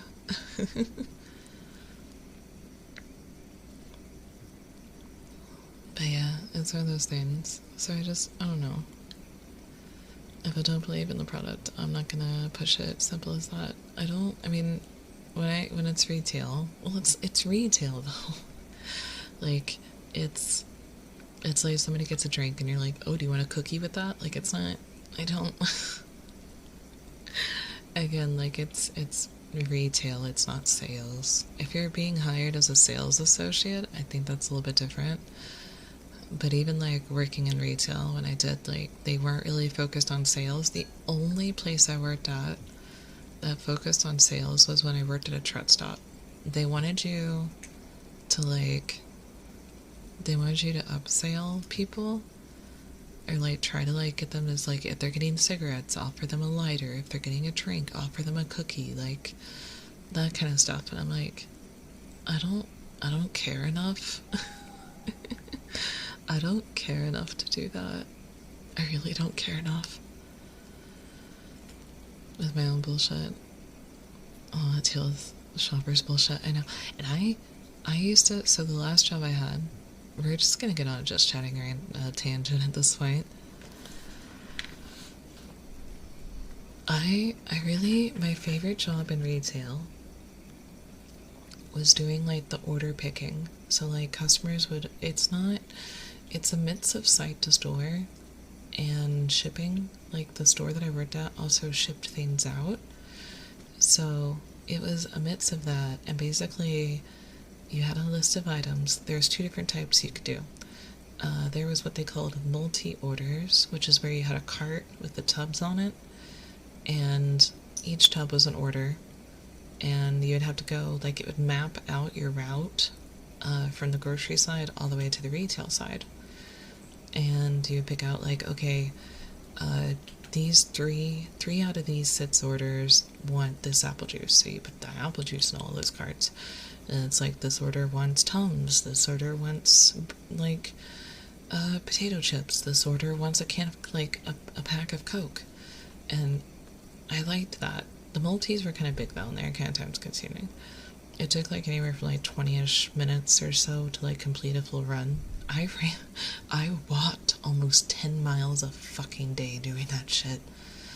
Like, I had a Fitbit, and I legitimately walked anywhere from 7 to 10 miles a day. But the other one that I really enjoyed was what they called single orders. And that's where, like, either one person will order 6 boxes of something, or 6 different, or they'll have an order of, like, 6 different people ordered 1 box of the same thing. And that one I liked doing a lot more because it was really easy. You just like I remember one order, somebody ordered like 20 boxes of cake mix, and then you would go to like the hygiene section and get like 3 different toothbrushes, or 3 of the same toothbrush but for 3 different people. And then there was also like that kind of thing. I really liked doing that. I was okay with the packing aspect and like shipping out the orders, but the problem is that it was a safety hazard, which is why I quit. Retail is thankless. I don't need people to thank me. I think that's kind of the big difference between, like, people are so caught up on like being thanked. And like, if you hold the door open for me, I know this is a hot take. But I'm not very social. I'm introverted, and I don't like people. So when someone holds the door open for me, I get pissed. Because it's forcing me to interact with them. And then if I don't say thank you, if I'm feeling like nonverbal, or if I'm having like an issue and I don't say thank you, or I don't realize that they're holding the door open for me, they get so pissy about it. No. Because then they get pissy. They're like, you didn't say thank you. It's different when you're a woman. I swear to God, Pisto. Because the only reason they're holding the fucking door open for you is so that you have to talk to them, so that they can literally open the door to having a conversation with you. I fucking hate it. Men do it to women all the goddamn time. And then they get mad because we don't say thank you. I fucking hate it. I hate it so much. It depends on the person. It doesn't. No. That's the thing. People always want to be thanked. They're like, if I do something for a complete stranger, I deserve to be thanked. It's like, how about you just do something because you feel like doing something nice? Have you ever thought about that? Just do something for the sake of being nice. You don't need to be thanked. Thank you. If you're gonna hold the door open and you want someone to tell you thank you for holding the door open, don't fucking hold the door open. Especially not if you're gonna get pissed if somebody doesn't say it. Just say thanks as you want. No! No! I refuse. Absolutely fucking not.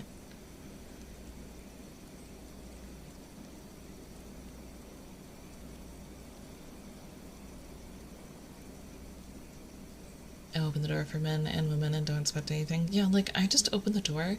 I open the door for people, and I don't want them to say thank you. Like, and sometimes I'm not in, like, the headspace to think about opening the door for somebody, and then they get pissed because I didn't hold the door open for them. Like, you entitled bitch, shut the fuck up and go away. I don't care about the thank you. Made someone's day a little bit easier, why not? Like, it's nice to say thanks, but expecting someone to say thank you, now that's toxic. It's a mix, because I think it's a toxic trait to a degree, but I think we're so conditioned to it. I do not know. I refuse. A lot of times, I try to get into my apartment building and into the elevator and close the door as quickly as possible so that no one gets in the elevator with me. Like, I legit run through the, like, not run, but, like, I, go through the doors as quickly as I can. Don't hold them open. Unless it's, like, okay, if it's, like, some bitch with a baby and bags in her hands, like, yeah, I'm gonna open the door for her. Like, that's fine. But it's some creepy old dude, I'm like, no, fuck you. Think I'm a bitch for it. I don't care. But I don't want to get stuck in the elevator with some creepy, handsy person. I don't want that to happen. That's their exactly, so I don't give a shit. I did that so when I was on jury duty. Okay, that one I'm with you. Elevator interactions are fucking exactly. Fuck you, my elevator. This is like the most heated ASMR. Heated ASMR, let's go. If you don't want to say thank you, it's fine. That's the thing. I shouldn't feel obligated to. I generally don't expect a thank you. I usually have the door open for someone because they're right behind me. Don't need a thank you, and holding it would have been actively rude. See, that's the thing though. It shouldn't be rude. Because, like, if you can open a door, I can open a door. I expect to open the door when I go up to a store. Like, I don't like that general society dictates what's rude and what's polite and what's impolite. Like, elbows on the fucking table. Who decided that was rude? Who fucking decided that having your elbows on the table is rude?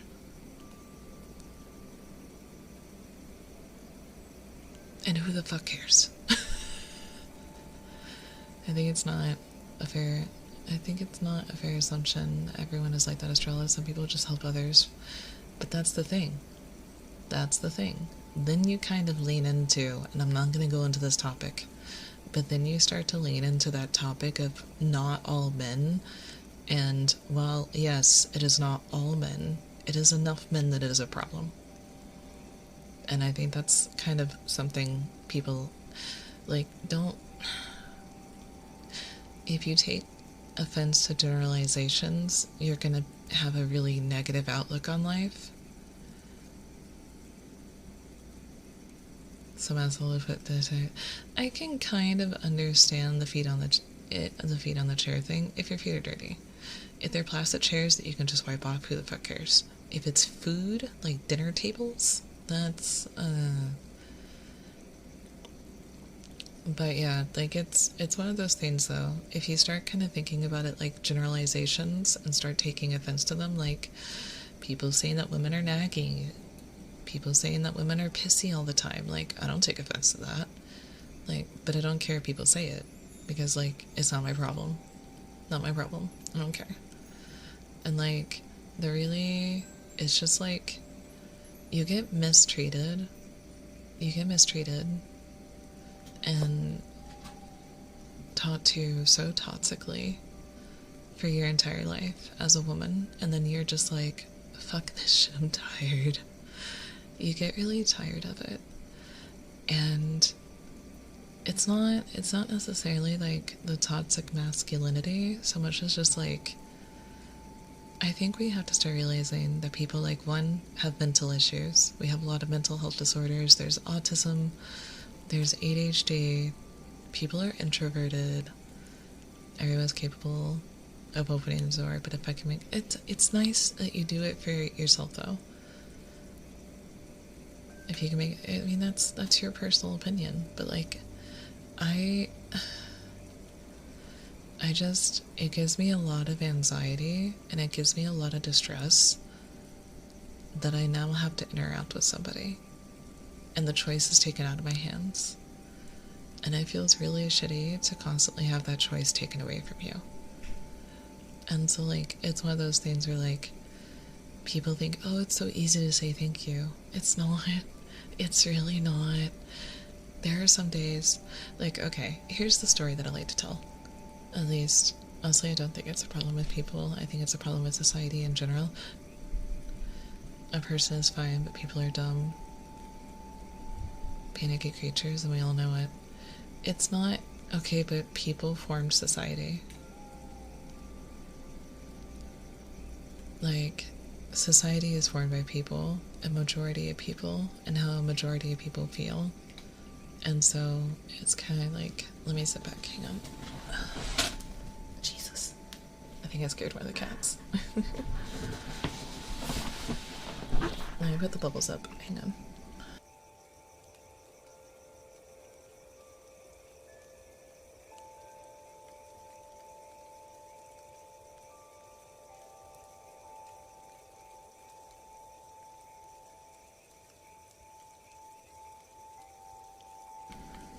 So, here's the thing.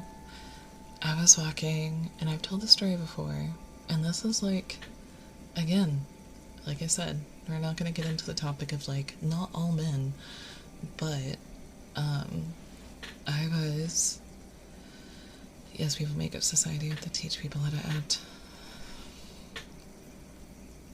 but, as far as the door opening situation, I came around the corner, and keep in mind, here's the other thing, like, there is a large amount of people that are disabled. There's a lot of people that are blind that you can't tell. Like, if you saw me out in the world, you would not know that I was blind. So, like, the thing is like, I was walking around the corner to the steps, and we have a few steps that go down. Stuff that you're taking away your choice, potentially forcing you into an interaction that you could have avoided. Never thought of it that way, but I see how that can make people uncomfortable. Because I'm neurodivergent, so I think differently than, like, a lot of people do. But the thing is like, I came around the corner, and I saw this dude. He had his foot holding the door. Low effort, whatever. I thought maybe he was waiting on somebody. He had his foot holding open the door. And I didn't know he was holding it open for anybody in particular. I just thought he was holding it open in general. Maybe he was getting ready to go inside and, like, was holding it before he finished talking to someone. I don't fucking know. But I walked past, and I started opening the second door, and he's like, he said something, he's like, couldn't even say thank you, you bitch. And I was like, I was already having a really bad nonverbal moment, and then he said that shit, and I was just, it made it 10 times worse. And it's like, it can also cause a lot of negative interactions, because if you're gonna hold the door open for somebody and you're not satisfied with their reaction to you holding the door for them, then it causes, like, a really bad negative interaction, because, like, he called me a bitch. And I could have turned around and be like, I didn't know that you were holding the door open for me. And now an altercation, a confrontation is ensuing. It is shitty behavior, but the thing is a lot of people, majority of people, are assholes. Majority of people are shitty. And so, like, why am I going to take the risk to put myself in that situation? Like, there used to be, I don't think they do it necessarily anymore, either because they got tired of, like, getting up and down, or it got too cold for them to do it. But we have side doors, like, at the side of the building, and they open outwards. And these two dudes, like young dudes, I would say probably like 18, 19, somewhere in there, they would always sit out on the little stoop there, and like it's only like 2 persons wide. Like it's just one door and then like a little cover, and then that's it. And they would sit there, and I'm sitting here like, they're lucky. They're so lucky that I have enough vision left to notice that they're fucking there. Because if I didn't, I would slam that door square in their bats every single time that I had run into them. Anyone know what would have happened if I did that? I would be a bitch. I would get cussed at. I could very well get hit, stabbed, shot, just because I'm fucking blind and I didn't know they were there. Because no one believes me because I have an invisible disability. And it's shitty.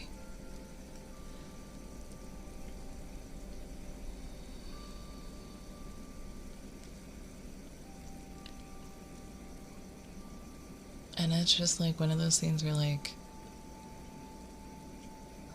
that's kind of the point, is like, because of the fear of getting into an altercation with somebody and potentially like either getting hurt or losing my life, I have to be really careful what I do. I avoid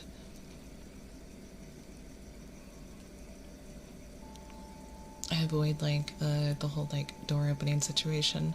And when people do open the door for me, I kind of just like do the smile thing, but it's like that white person smile where it kind of looks like a smile frown. I don't know if you guys know what I'm talking about, but apparently only white people do it. But I have so much of a resting bitch face that it looks like I'm just like frowning. I don't know.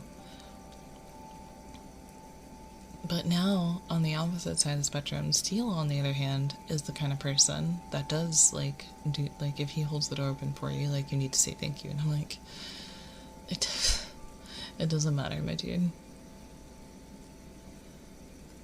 It's the closed mouth smile that looks like a frown, right? Yeah. The white person smile.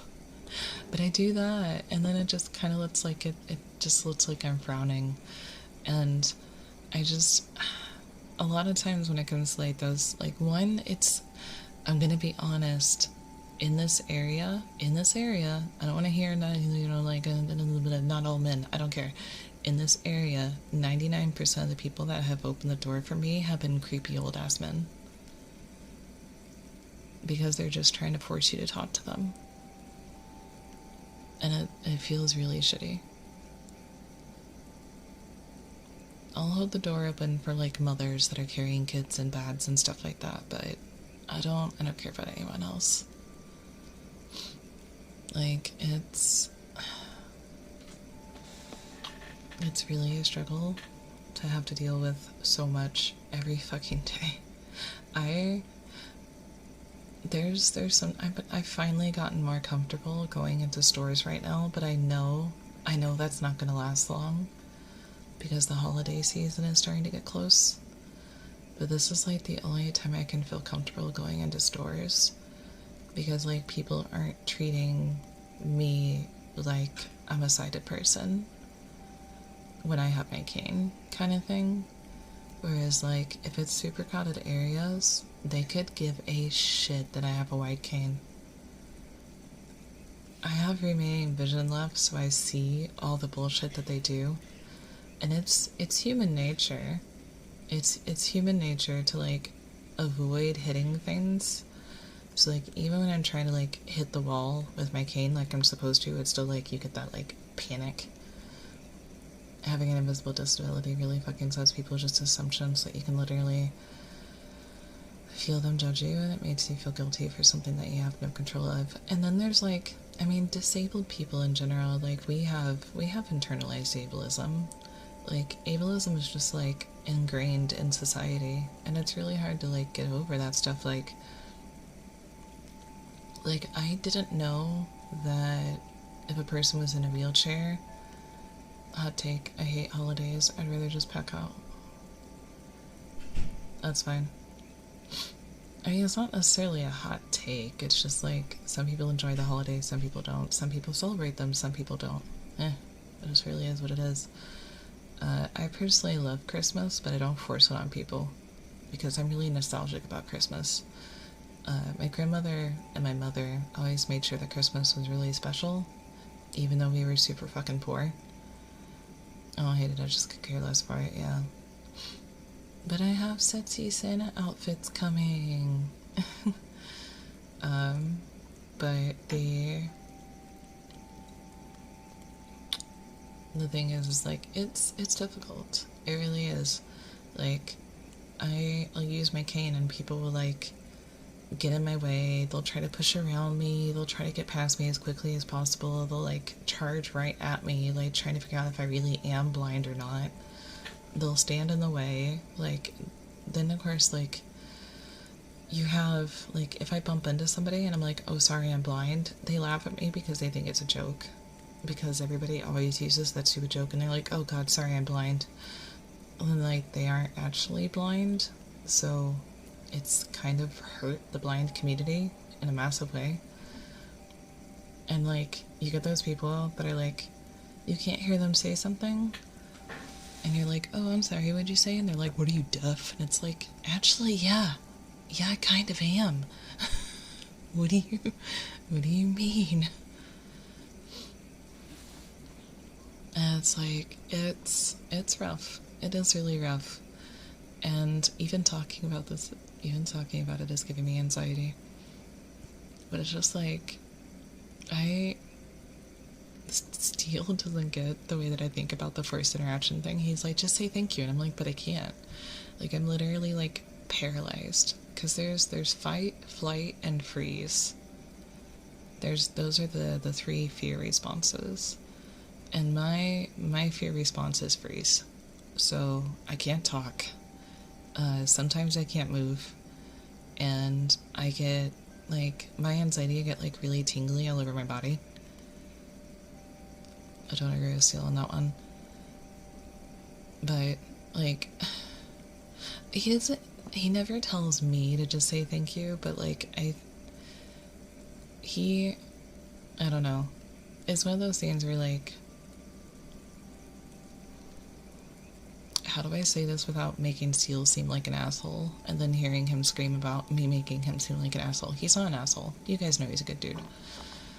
But I think before, like, he really thought about it, he did, like, expect people to at least, like, not say thank you, but at least, like, do the nod or whatever, or, like, acknowledge it. It's like, if I'm gonna do something, then the least you can do is, like, acknowledge it. And I was like, you're not always gonna get an acknowledgement, though, especially not in, like, driving situations or, like, public situations.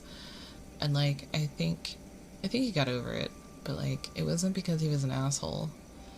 His thing is that he is very about manners and politeness. So, like, if you burp, you say excuse me. If you know, that's the only thing I can really think of. Like, that's something he's kind of like, it's just how he was raised. And, like, I get it, but he's never been mean about it. How's that? Like, he's never been, like, aggressive about it or upset about it. Maybe others, I understand, but if you know someone, you have an unsaid need to thanks, since you know you appreciate each other's company. Yeah. There's, like, I do nice shit for him all the time, and I don't expect to thank you. It's nice. Maybe that's what I'm trying to get at. Steele is that kind of person. Like, he doesn't necessarily expect it, but it's nice. Like, it's something that, like, he personally thinks that he needs to say thank you and hold the door open for everybody. But, like, if someone says, just gives him a nod, he's not gonna throw a fit about it, you know? Also, I think it's past 40 minutes. It is. Only by a minute, though. But it's fine. It was really about going until I felt like it. But we kind of got on this subject. But I guess that's, like, the best way. Like, it's really... If you notice, I changed my story, like, 3 times. I think that's the best way to, like, describe it. Is that, like, he's kind of the person of, like... He personally needs to say thank you. And excuse me. And all that kind of stuff. But if you don't say thank you or excuse me, it's not necessarily gonna bother him, but it's one of those things where he would appreciate it. Does that make sense? Does that make him sound like not an asshole? Because that's the truth. I think that's the best way to say it. As Steele says, I just need to stop talking about him, honestly. But I think that's one of the better ways to look at it. Is to think of it like that, like, you can personally say thank you and hold the door open for people and be nice and be generous. That's where I'm at too, yeah. Yeah, I can totally relate, honestly. Yeah, perfect sense. So it's like, you kind of, you expect it, but not need it. Does that make sense? Oh, but the thing everyone appreciates is just 100% okay with nothing. Yeah, exactly. But the wheelchair thing, I personally didn't know that a person in a wheelchair had some mobility still left. I thought it was only people that were completely paralyzed. I didn't know any differently until, like, I was, like, 20? I didn't know any differently until I was 20, because I had a friend that had fibromyalgia and chronic fatigue syndrome. And she was in and out of wheelchair constantly. And I'm getting ready to be in a position where I'm going to need a wheelchair in some circumstances. But I'm not going to need it often enough. It's one of those things where I haven't really thought about how I want to approach it yet. Because, like, if I ever go on, like, let's say in January, I am mildly concerned. Because what if I do have a flare-up? What if I do have an issue? What if it's something that I'm walking around too much, you know? Like, I know me, I have to say thank you if someone does something for me, but I don't expect nor get pissed if someone else doesn't thank me, but I do appreciate, yeah. A split second they decide that you're a selfish asshole who is just faking being in a wheelchair to skip lines. Yes, and that's kind of the thing too. There was a TikTok. There was, like, a TikTok earlier about a guy, he's missing his leg, and he keeps popping across my For You page occasionally. And, like, apparently he got stopped by a security guard when he parked in the handicap spot at his college or whatever. He got stopped by a security guard, and they're like, can I see your disability ID card? And he's like, my what? Because in America, disability ID cards do not exist. They are not needed, and they violate HIPAA. I think the UK uses them, or they use something similar, but I'm not really sure. But he's like, usually in these circumstances, I open the door, show them that I'm missing my leg, and life moves on.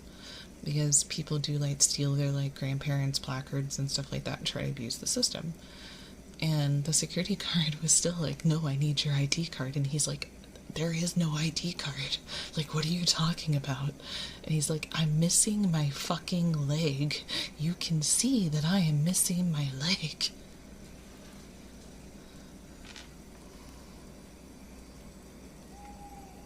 Let me read the first half of your message. I missed it.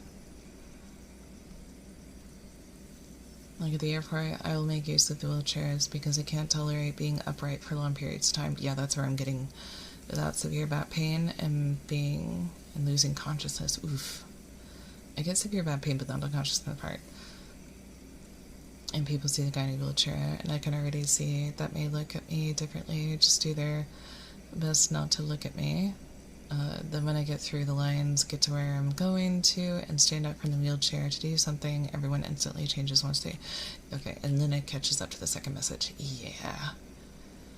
You seriously have to show a fucking disability card saying you have a disability? I think. I don't think it's necessary or mandatory. But I think the UK does have something about disability ID cards. Not in America, though. America does not require... America has no legal disability certification system whatsoever.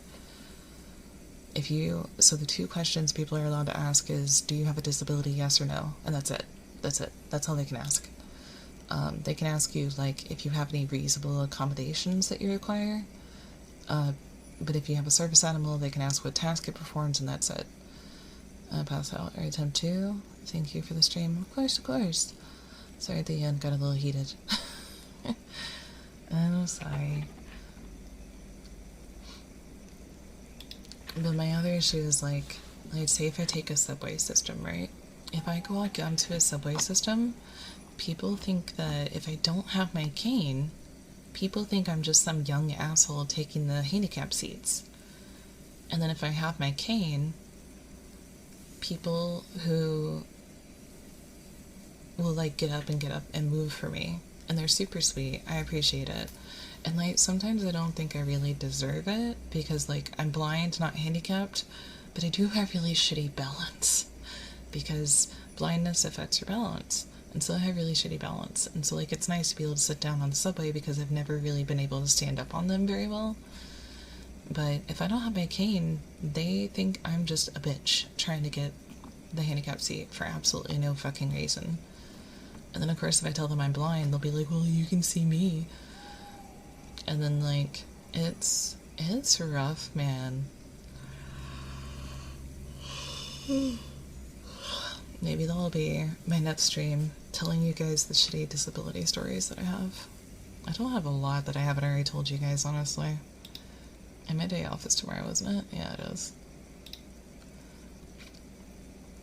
But it's just, like, one of those things where some things I just feel they're disability IDs, but specifically for drivers, they have potential for it. I'm not sure if that's a... So we call those handicap placards. I don't know why they're called placards. Like, I guess it's a mix between the word plaque and card. But it hangs on, like, your rearview mirror, or you can get a license plate that specifically has the handicap signal on it. The handicap signal. But they're not necessarily IDs. You just go to the DMV. Yeah, basically the same thing. Yeah. You take a doctor's note to the DMV and they give it to you. I kind of fit in a loophole. I'm technically eligible. And this is where some disabled people have ableism in them. I wanted to get a handicap placard, right? And part of it is obviously to use the handicap spots. And there's usually plenty. Like, I would never have the person that I'm riding with, like, take a handicap spot if it was the last one left. Like, I can walk. It's fine.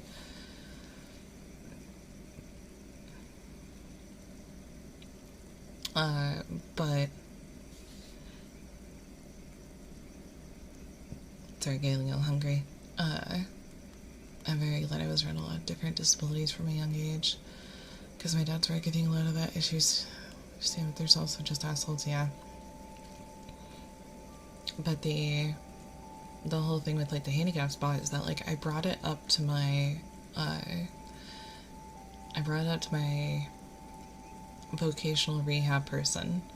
I was like, hey, I'm thinking about getting, like, a handicap placard. Like, how do I go about that? And she's like, well, you can walk. And I was like, yeah. And she's like, well, do you have trouble getting to the door? And I was like, kind of. Like, people almost hit me a lot. And she was almost fully blind. And she was such a bitch. She was like the absolute... I fired her as a vocational rehab person because she was just absolutely fucking terrible. She had a really shitty attitude.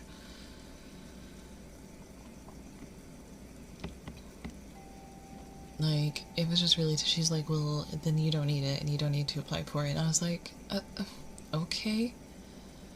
And she's like, if you were completely blind or something, or like, blah, blah, blah, blah. And I was like, alright, whatever. And then, like, living up here with somebody who drives me around a lot,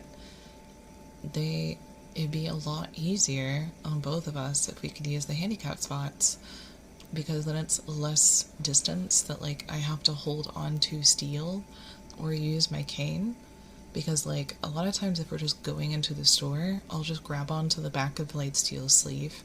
So like the proper like guide human position is the arm on the not how do I call it? So you have your forearm, and then you have your upper arm, right? And then you have your elbow. So it's like the proper positioning is at the bottom of your upper arm, right at the elbow, like clasping it like you would hold on to somebody's arm, you know? And then that way we're about half a step behind you, so that if you have something that you have an issue with and you're like, oh, there's a step here, then we're like half a step to a full step behind you so that you're properly guiding us, similar to like a dog would. So we jokingly call Steel my guide owl sometimes. So basically, the closer we can park, the less time I have to hold on to him and the easier I can get to the store. Because I also have light sensitivity, and I'm basically like completely blind at night because there's no light. And then when it's too bright outside, I can't see either. So I'm basically just walking around with my eyes closed, holding on to somebody, and like hoping for the best until I can get into the store. When I'm in the store, I'm fine. If it's a store that I'm familiar with, I'm gone. Like, I know what I'm doing, I know where I'm going, I know what I'm looking for, goodbye. But I also only shop in the store that I'm familiar with. So like, I'll shop in Walmart, but I won't shop at like the grocery store down the street, especially because the grocery store down the street is very cramped and crowded, and like they didn't like allocate enough space in their aisles, and it's just very like there's too many people there for such a small space, and I can't stand it. I can't stand it. Too many people, too small space, absolutely hate it. Refuse. 10 out of 10 would not recommend. But I remember there was also that trend of like calling people differently abled, and that was like, and it comes from like people try to make, I think we try to shelter our children like too much, and people try to make their kids grow up normal and think that they aren't disabled. I hate the crowd places too. I'm not even near here, so yeah, they're so shitty. Like, just put enough room in the aisles. It's not that hard. But there's like people try to make children feel better and feel like they're just like everybody else. But in the end, that can actually really damage them as a person, because then they start comparing themselves to everybody else, and they're like, well, why can't I do this? Why can't I do that? Why do I struggle with this so badly? If I'm just like everybody else, why am I struggling so hard? And so I think it's very important to educate and make sure that our kids are aware of their disabilities, how it affects their lives, and instead of putting a positive twist on it and calling them differently abled, teaching them how to adapt and make sure that they're safe and taken care of. And not being scared to ask for help. Because, like, I grew up in a very situation where it was like, if you were sick, then, like, you didn't even get to watch TV. My mom about was really lenient. Her partner, however, was not. But thankfully, most of the time when I was sick, they both worked day jobs, so, like, fuck them. But it was, like, one of those kind of things where, like, if you're sick, then you're staying home and you're not doing anything. Like, punishing you for being sick, which is really shitty. And, like, he was a pretty, we're good now. We're fine. He's great now. He's had character development. he didn't really know the right way to, like, take care of a neurodivergent child, and we didn't know that I was neurodivergent when I was a kid. So, like, he was treating me like everybody else, and it didn't work out. It just made things worse. But we're good now. He's a good being. We've made up. And he's had a lot of character development. I was never in, like, an abusive situation, don't get me wrong. Don't think that or anything. Just, like, his, like, ways that you would discipline a neurotypical child don't work on neurodivergent children, and it can end up causing a lot of damage that you didn't really expect to be there. So it was, like, very much of, like, He thought that like you had to work your ass off for everything. You had to like push yourself. Like if you're in pain, suck it up. If you're sick, suck it up. If you want to quit your job, suck it up. And so like I thought that was how I was supposed to live my life for so long. And that's how I ended up in such a shitty situation now. And because like I ended up pushing myself so hard, and like that final breaking point when I was crying in the car that last day that I worked at retail, I was crying in the car. I was telling Steele like how I felt. I was like, it seems like the harder that I try to work, the more that the universe throws it in my face that I shouldn't be working.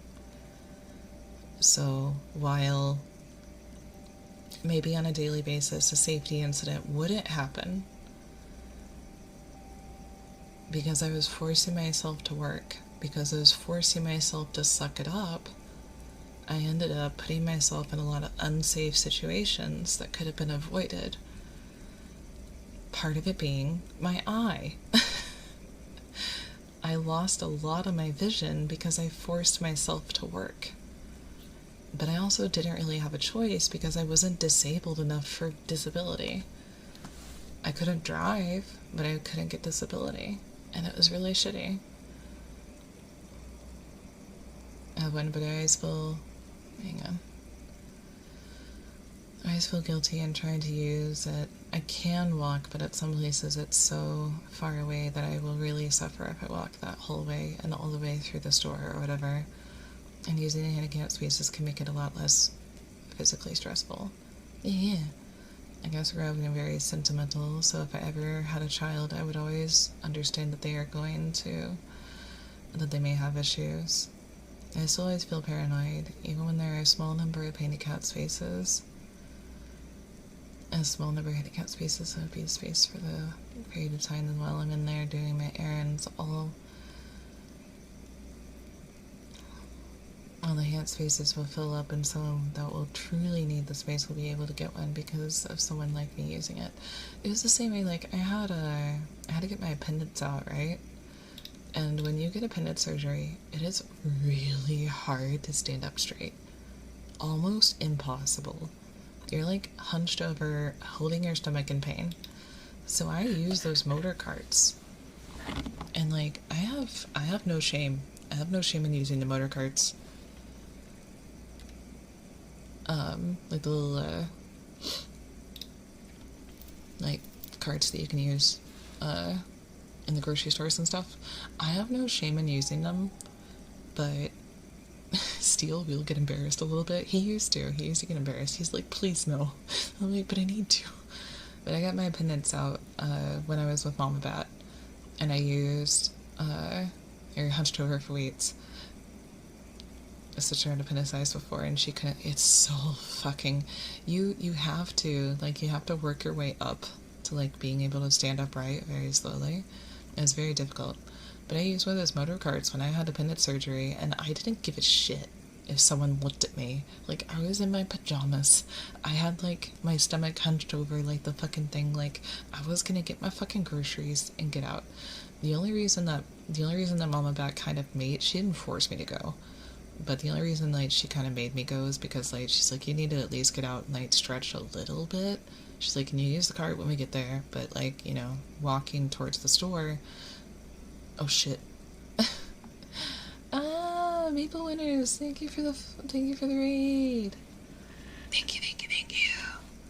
Thank you for the raid. Thank you. Those are some very hypey emotes. Leave raid. Thank you. My time for a raid. I know. It's okay though. It's okay.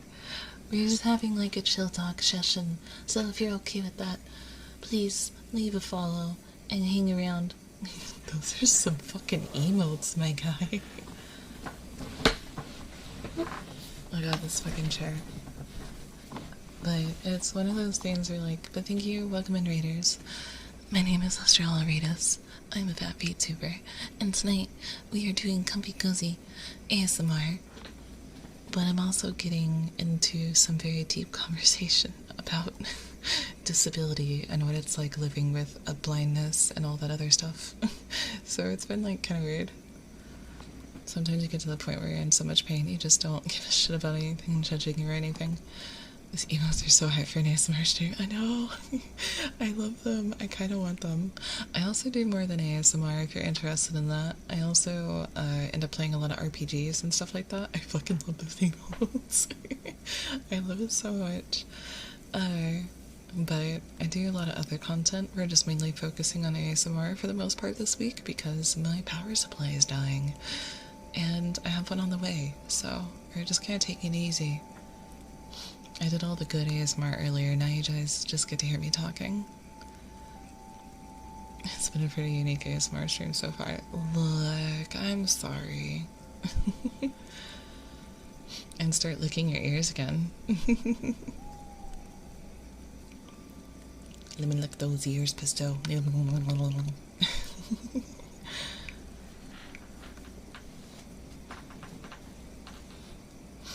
But yeah, as far as like the, I have no issue.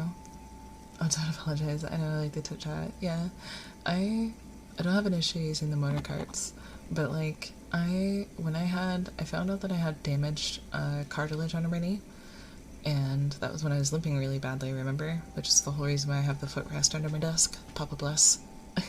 Those are so happy. I kind of want to see a squad up version. Call the ginger snap review or something.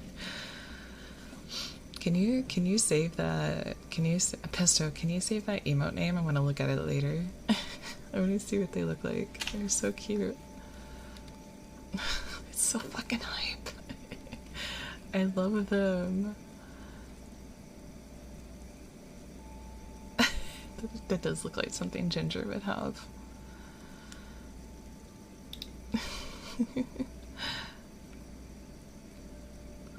But I think if I'm not following Winter, I think I was at one point. I'll follow Winter. Boop. But yeah, it's been really great. This squad version just like called Ginger Snap Murphy. But yeah, I had no issues using them, but when I had like my knee cartilage issue, what it's like to check 5 ripples. When I have a knee issue, they'd still be like, why don't you just stay home? And I was like, you just don't want me to use the cart while you're with me. I was like, you just don't want to be embarrassed. And he's like, I'm not embarrassed, shut up.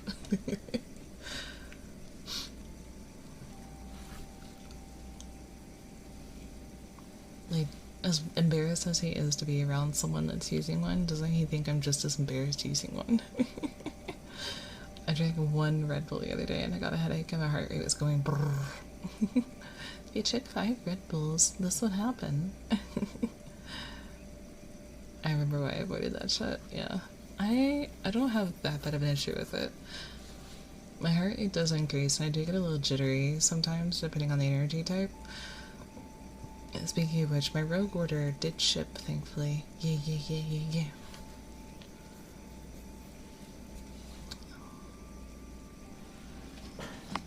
Acquiring extra tingle.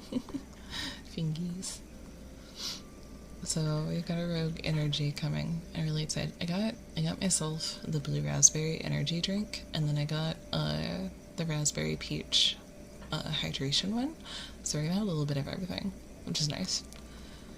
But once I feel confident that Rogue... Oh, and I also got the cans of the cotton candy flavor, so that's exciting. But as far as the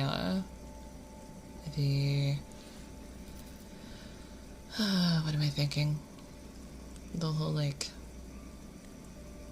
What is that? What just happened?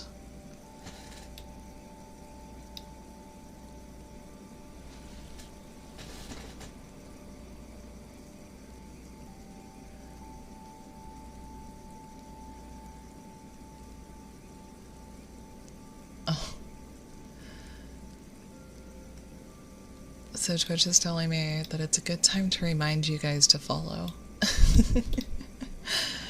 Hey guys, make sure you're following me, Estrella Aritas, the incredible blind-ass bad VTuber. I used to drink energy drinks very often when I was younger, but you know, that was some time ago, and I don't have the best habits in general, so yeah, they're great for me. They're not great for me now. Which is why, like, the hydration line has no energy in it. So you can still, like, get the stuff, but, like, there's no energy. But it's supposed to be hydrating. Oh snap, I forgot to follow. It's because there's a major influx in viewers that aren't following. I adore those fucking emotes though. Those are so cute. I love that.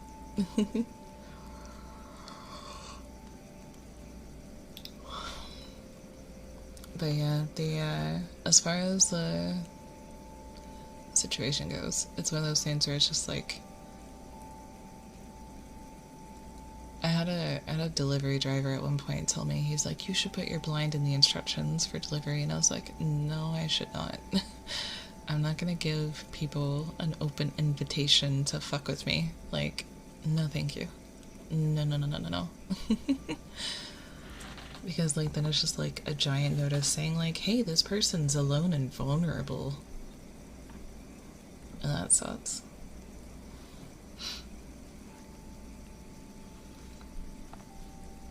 I guess I can do a little bit of the snail. We'll let you guys, we'll do, like, 10 minutes of the snail, and then we will raid out. Thank you for the patties! Oh, hey, Alejandro, hello! We'll do some snail ASMR. Now that I've thoroughly gone on to like a 45-minute tangent.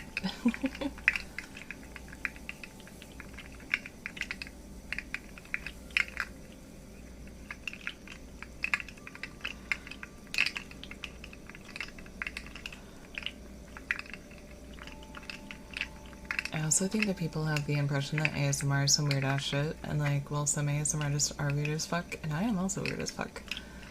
ASMR does not have to be cringe. This is an interesting tangent though, that's fair. Instead of having us fall asleep, I'm so sorry.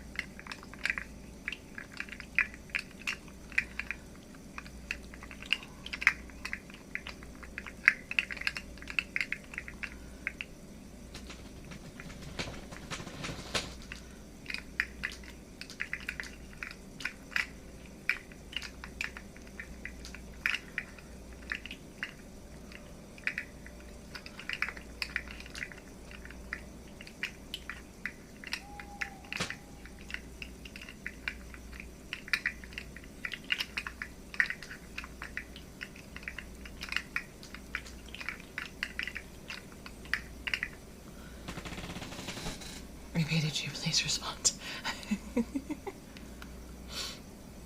I never found an energy drink that I actually enjoyed, but I did used to snack on Mountain Dew or popsicles when I would do schoolwork. Enough caffeine to keep me focused, and delicious lemon lime frozen wrapped into it. Not cool. I do really, I unironically like Bang. That is one of my favorites. I like Bang. Ghost is good. But the problem is the type, because there's different types of caffeine that they use, right? It just doesn't mean mine now. There's different types of caffeine that certain energy drinks use. There's one that kind of like hits you all at once, and there's the one that stays in your system and slowly goes over time. Ghost, I think, uses the one that like stays in your system for a long period of time, and I can't stand it because it keeps me up for way too long. I like to drink energy drinks at the beginning of stream if I drink them at all. So it's one of those things where like if I drink them like right before stream, and then I can't go to bed afterwards. But Bang, Rain, and like one or two others are like the ones that kind of like hit you all of a sudden and like go away kind of fast.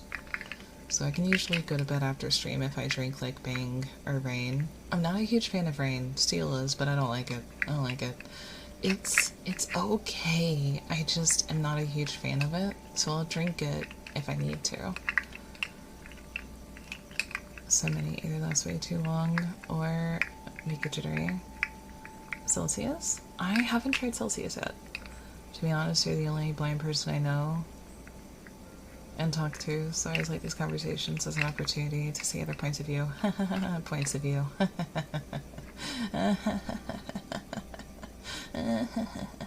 Okay.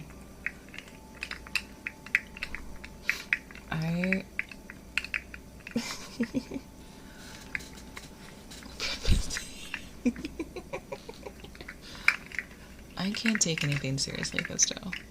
This is why I'm not in a relationship. This is why I have commitment problems. I'm like waiting for the day that somebody says like I'm dating someone, like either a VTuber or like a Steeler or somebody, and I'll be like, bro, I'm single as fuck. I think it's great to have that sense of humor. Yeah.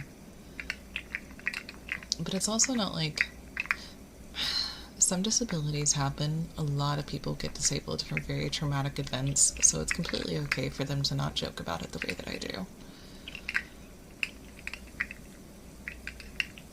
But it is good to have it. It's good to be able to joke about it, because like I technically lost my vision in like a traumatic way, but I don't get like flashbacks or anything from it. Like something fell on me. Like it is what it is. Erica, thank you for the subscription. Thank you.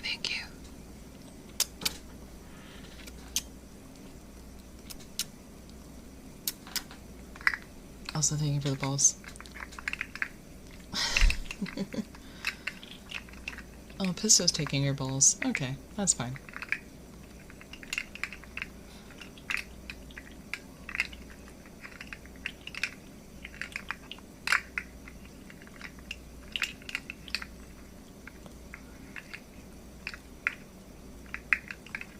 Wait, you mean I'm not married to Faith? No, I'm married to Faith.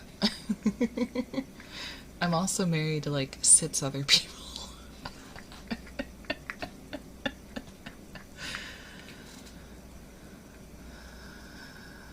When Dad passed, I remember pulling the dead dad card, and others were like, and I thought it was funny.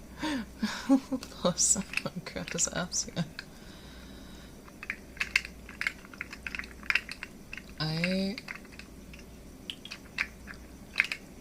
Spooky is like that. Spooky pulls the dead mom card, and she thinks it's funny.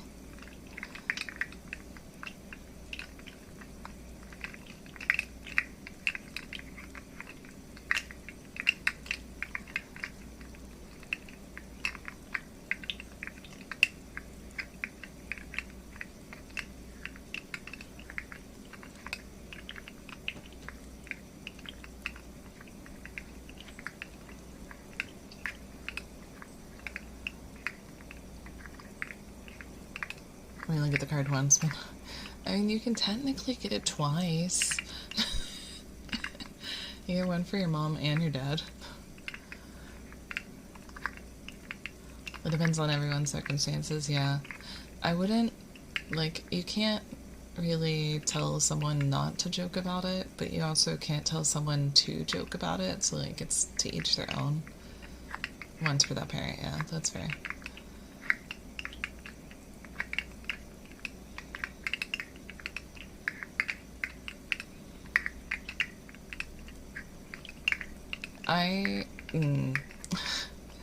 I mean, you guys know about my lore. My lore is kind of based in IRL. My father is dead, but I never knew him, so I don't feel comfortable using the dead dad card very often. But, like, it's because I don't think to, because, like, he wasn't a part of my life, so, like, except if you eventually have step-parents. But then it's only, like, the step-parents that, like, you get really close to, and that's not, like, a guarantee.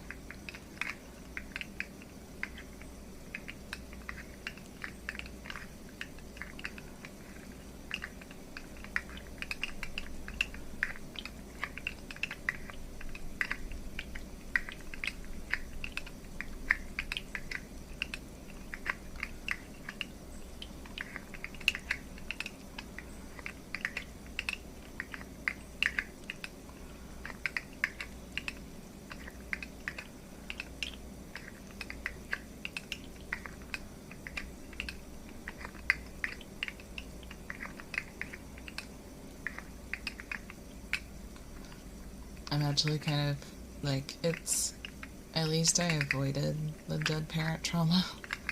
Because, like, he passed away very young. So it's like, it's sad that he passed, especially considering he had a family that loved him, and that's really unfortunate.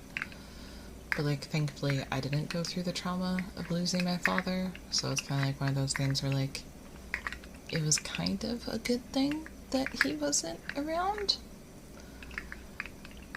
And, like, I don't blame him for being around either. Like, that's its own issues. I always try and make mental notes when you share this kind of stuff. I don't know or interact with any other blind people. You'd be surprised. You might. I don't really ever get educated about this stuff in school in the US, so I try and learn as much as I can to avoid being rude or the kind of person that I really talk about. It's the only thing I will give you guys a fucking pro hint on. If someone is doing some dumb shit, like feeling up a wall or tripping a lot or anything, they're more than likely blind. If they're running into like poles or like obstacles that you think are obvious, they more than likely have some sort of visual impairment. A lot of us are fucking stubborn. A lot of us are so stubborn. We don't want to use canes and we don't want to use guide dogs. We're stubborn as fuck. So a lot of times, the majority of the blind population are completely invisible.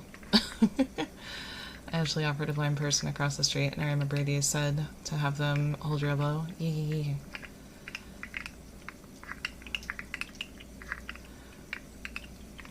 That way they can trail behind you and not like get tripped up.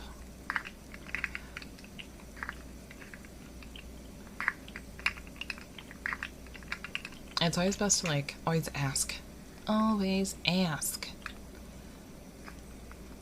God Lobo? Oh no, what about the other Lobo? There's 2 Lobos. Oh no. Oh no. Too many Lobos. Hi, welcome in. Welcome in, welcome in. Welcome, welcome. Yeah, it's better to ask. Always ask.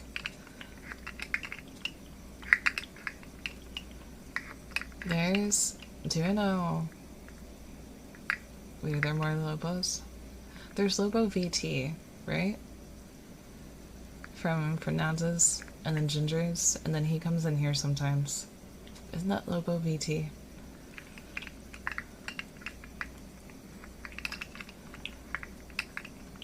Reliving our sickest no disabilities. I'm blessed with clumsiness so here.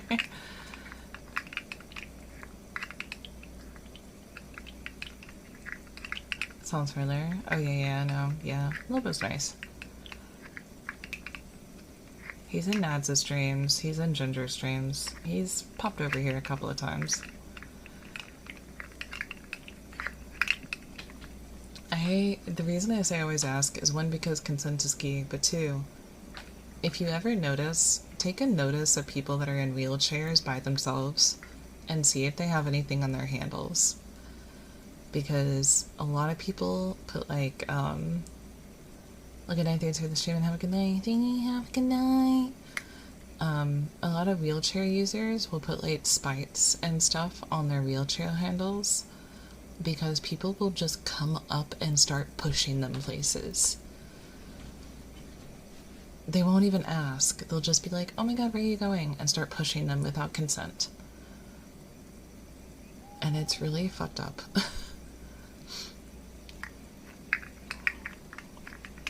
So I know a couple of people that like started, I know one girl started a business where she like sells those.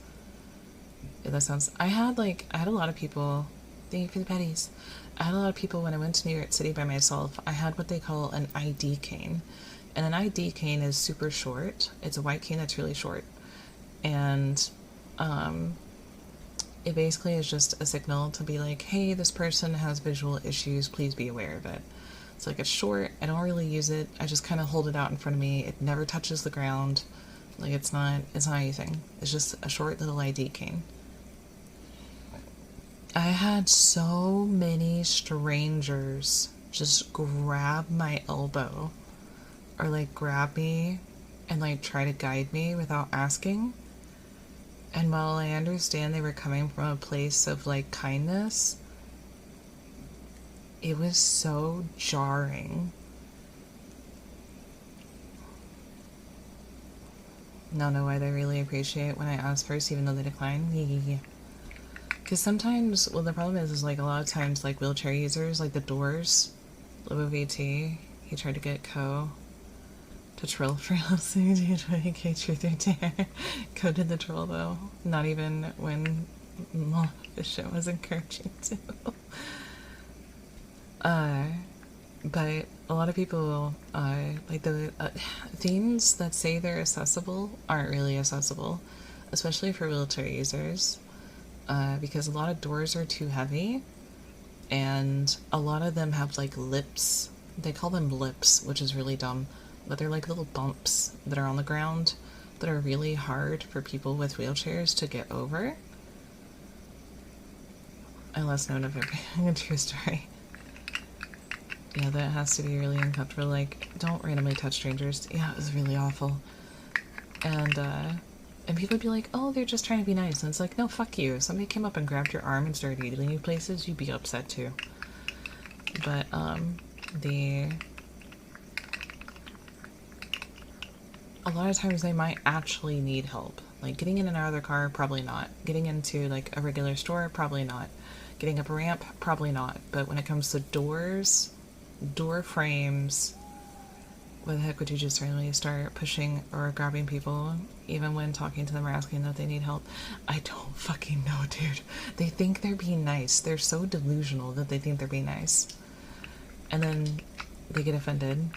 But like, if it's like door areas, like heavy doors, like door frame areas with like lips on the floor and stuff like that, they might actually need help, because a lot of those aren't super easy to get over. I would think asking in the first place to be common sense. You would think that. But I watched people. I always have to remind myself that people are genuinely this stupid. During COVID, when people were like enforcing like the enter and exit doors were to be used as they were labeled, you would not believe, one, how many people walked into the exit door face first, and two, how many people would just stare at them, waiting for them to open. People are fucking stupid. I like watched a dude with 2 kids just stare at the door. Just stare at the exit. It has giant blue like signs on it. This was at the like local Walmart. It has giant blue signs on it that say exit. That's not even common sense. It's just fucking read. That's here in LA a lot of times. And it's just like, it's just so stupid. Alright, we did our 15 minutes of slug. I think we need to raid out. I wonder if one of my wipes is on. The sheer amount of fucking morons that came out in the woodwork when COVID. I know!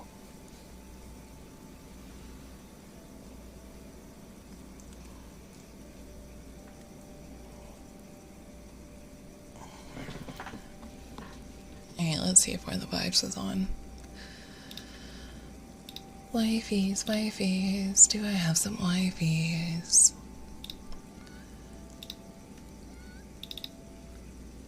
Thank you for the follow. Thank you, thank you. I appreciate it. Thank you, thank you, thank you. Listen to my typies.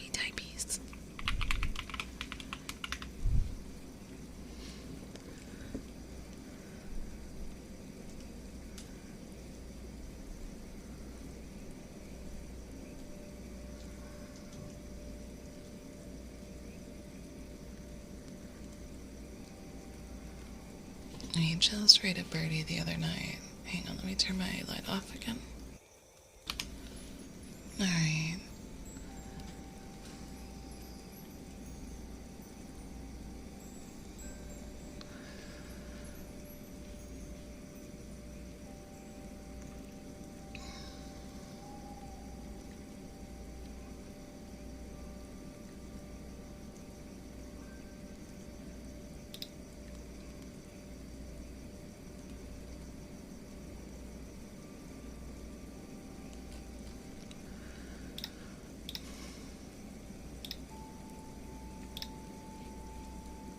I think we will.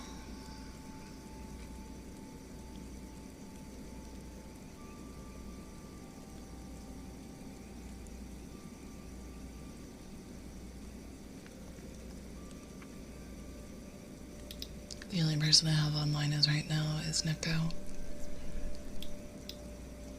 That is the only person we've got. So we will read Neko tonight. I think Whimsy starts later. So we will read Neko. Let me switch over.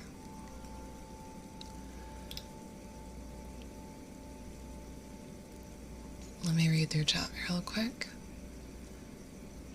Don't get me started.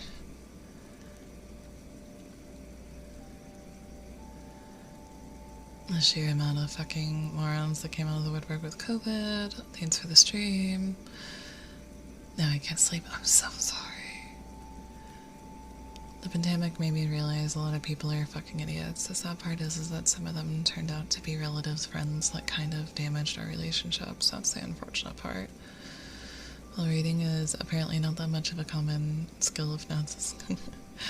Thanks for the stream. Of course. Brought out the more selfless people. Thanks for stopping by. Yes. Thank you. Oh, this has been really great. Thanks for the comfy stream and super deep and in-depth. But definitely needed combos. Hopefully your jaw is getting better. This day's better. Thank you for being you. Thank you. Freya. Hey. Have a good night, buddy. To Steal as well, of course. We'll let him know tomorrow. Yeah. Have a good night, everyone. So we'll raid Neko. Just the usual raid message.